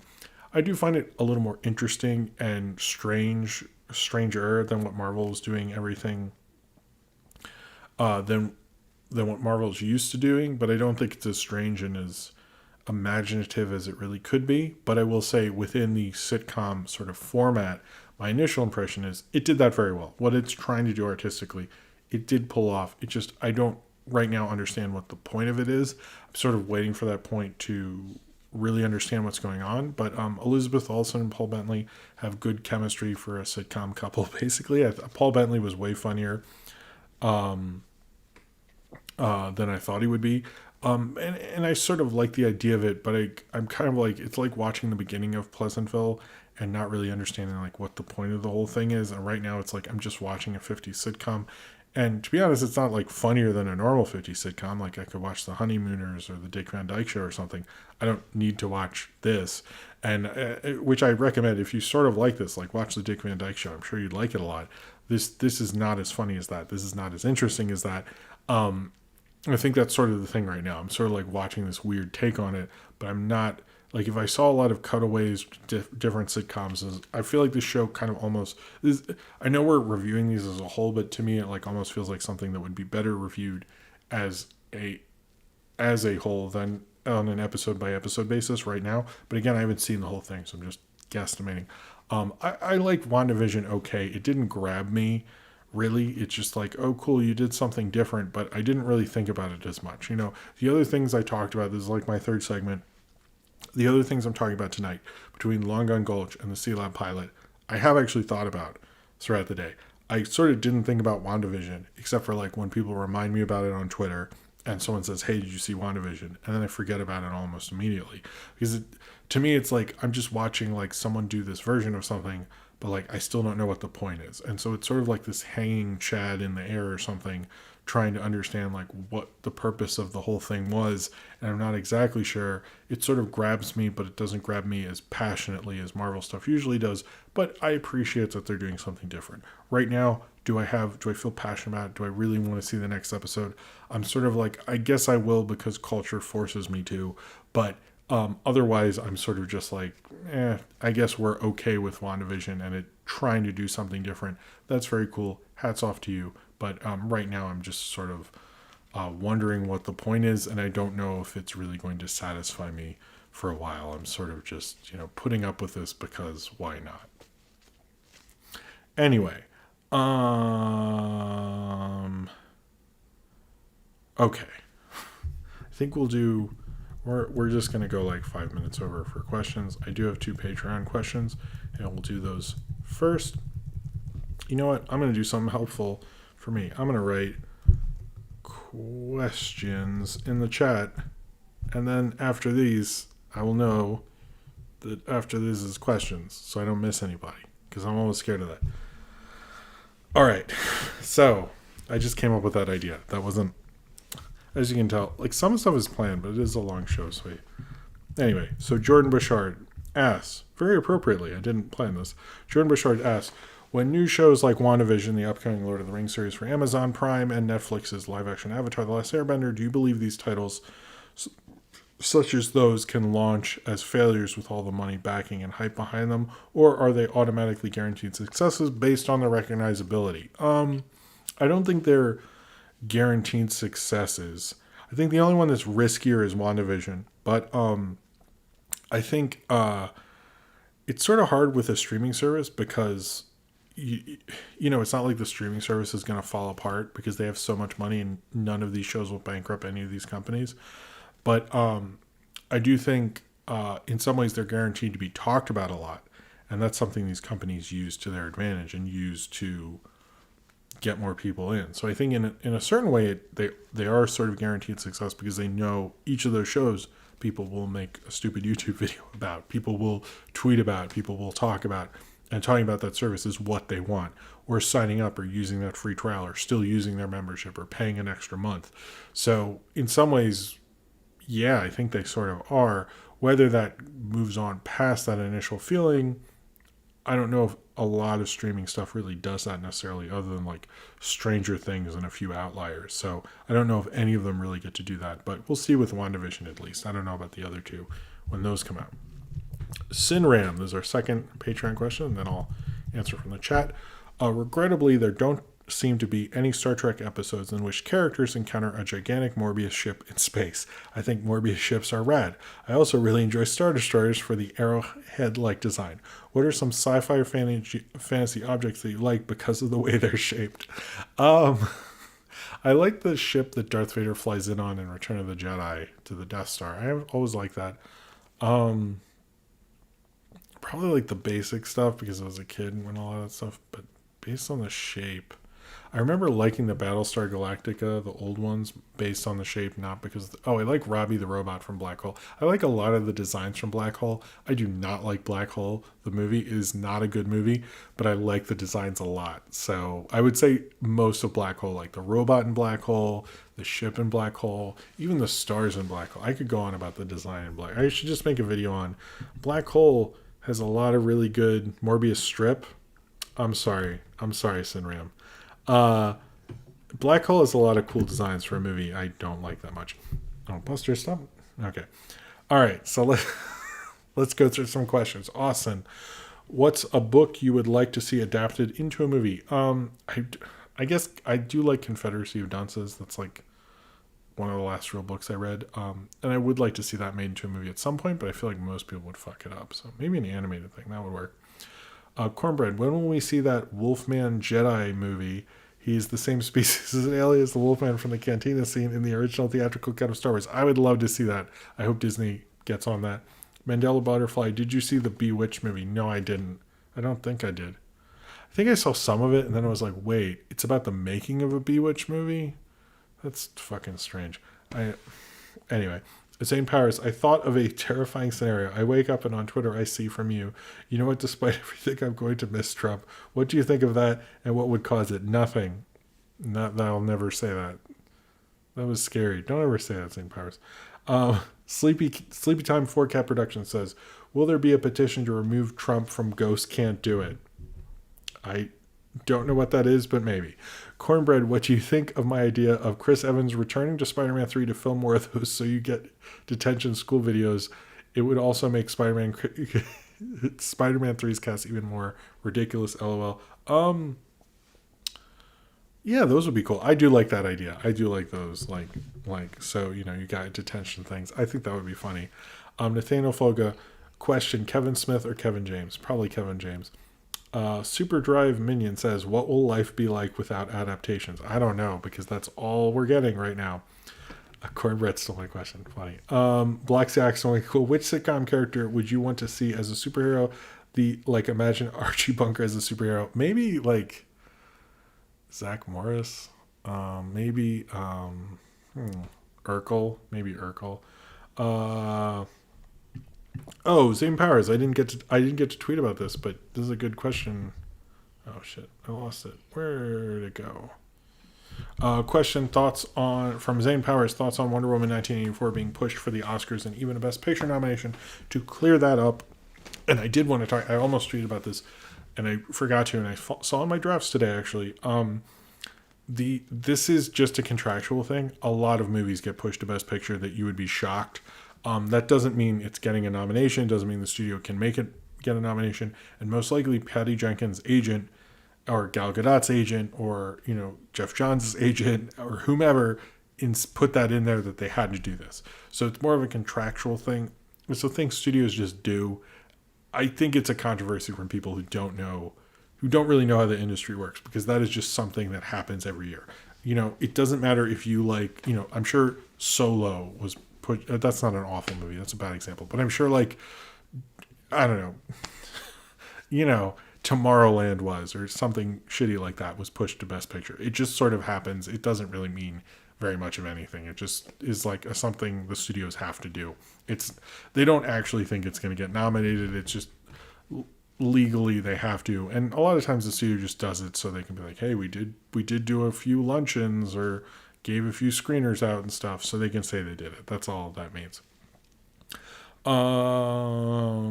Austin asks, what would the plot of Monster Trucks 2, the Monster Truck Fast and Furious crossover, Dominic Toretto and them end up in that weird Alaskan town and accidentally steal Creech in the car, and then he his tentacles come out and attack them, and then they're like, oh man, we should team up, and that would happen. Zane Powers, how would Disney go about making X-Men movies from Fox canon to the MCU, and what do you think the end result would be? I don't think they're going to do that. How would they do it? I'm sure they'd use the multiverse, to be honest with you. I think that's what they're going to do. Not plausible. Which actor best portrayed Sherlock Holmes in TV or movies, and why? Is it Will Ferrell? Oh god, I can't even joke about that. Wasn't one of the Barrymores, Lionel Barrymore or something, in a silent film? I always liked his the most. So, Cornbread, do you think you'll start showing fan art during the break again? I know Ace Wind Rider's made a couple. I should be saving those, and I'm sorry, Ace Wind Rider. I'll save the one today, and I will actually do that. Sorry about that. I do need to. If anyone else has fan art at me, I'll do it in there. I should do that more. I'm not good at organizing everything, I guess. Did you ever had a rec center you used to go to from the Thanophobian? No, I didn't. It was more just a joke. Black Seahawks only go, will the crew be better than WandaVision? I mean, we'll see. Maybe it will. I don't think so, but maybe. Zane Powers, I'm so sad Morbius was delayed. I might want to shoot some dogs. If I do that, will it help the movie come out faster? No, don't do that. Paige Howard, is King Kong a simp to have a lady while Godzilla a Chad that gets all the ladies? Sure. It did occur to me that King Kong is a simp. The simp stuff I find worrying, because leave the simps alone, man. They it's not working out for them already, and you gotta pick on. Yeah, I guess King Kong is a simp. There you go. You can put my name on it and put some text, making a meme. Why not? What are your thoughts about the canceled Crash Bandicoot cartoon from Sunspot Mill? it looked neat. I never played that game, so I didn't really talk about it, but it looked kind of cool. The pitch book. I saw Nick Tondo tweet about it. Not Plausible said, how do you think streaming services count metrics towards movies and shows? I believe you only have to watch something for like 3 minutes or 15 seconds or something. It's not what you'd want it to be. Like if you just watch a movie for 5 minutes, I think they count it as a view. Embloid does this streaming wars even matter? I think it does, but it's sort of we're in a weird place with it. I don't think we know how it's going to go. I'm going to only answer questions from people who have not asked a question. Jordan Salaflo, has Godzilla ever teamed up with Mothra to fight King Kong? I don't think so, unless Final Wars has something different in it. Daniel Fogo, do you believe Space Jam 2 will ever live up to the concept you came up with? No way. Cartoon Freak, hey Jim, I got a job at the movie theater AMC, and I'm wondering what you think about how theaters will be going forward. I think if you're the cleanup crew, I think you'll have to work extra hard. That might be really tough. I don't think you'll get to hang out in the projection booth because I don't think they'll let people do that anymore. But good luck. Congrats on the job. Ryan Walterson, favorite Jim Carrey performances in no particular order. I would say I always liked him in The Truman Show. I like him in Liar Liar, Dumb and Dumber, The Mask.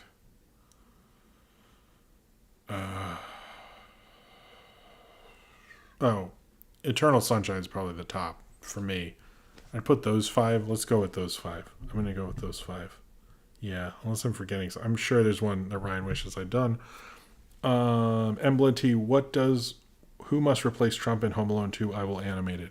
Bugs Bunny. Let's see. What kind of parents do their kid fuck for? Not mine. Thoughts on the NRI filing for bankruptcy? Good. What could the possible plot for We Can Be Heroes 2 be? I'm sure it's like working with the adults. I 100% think he's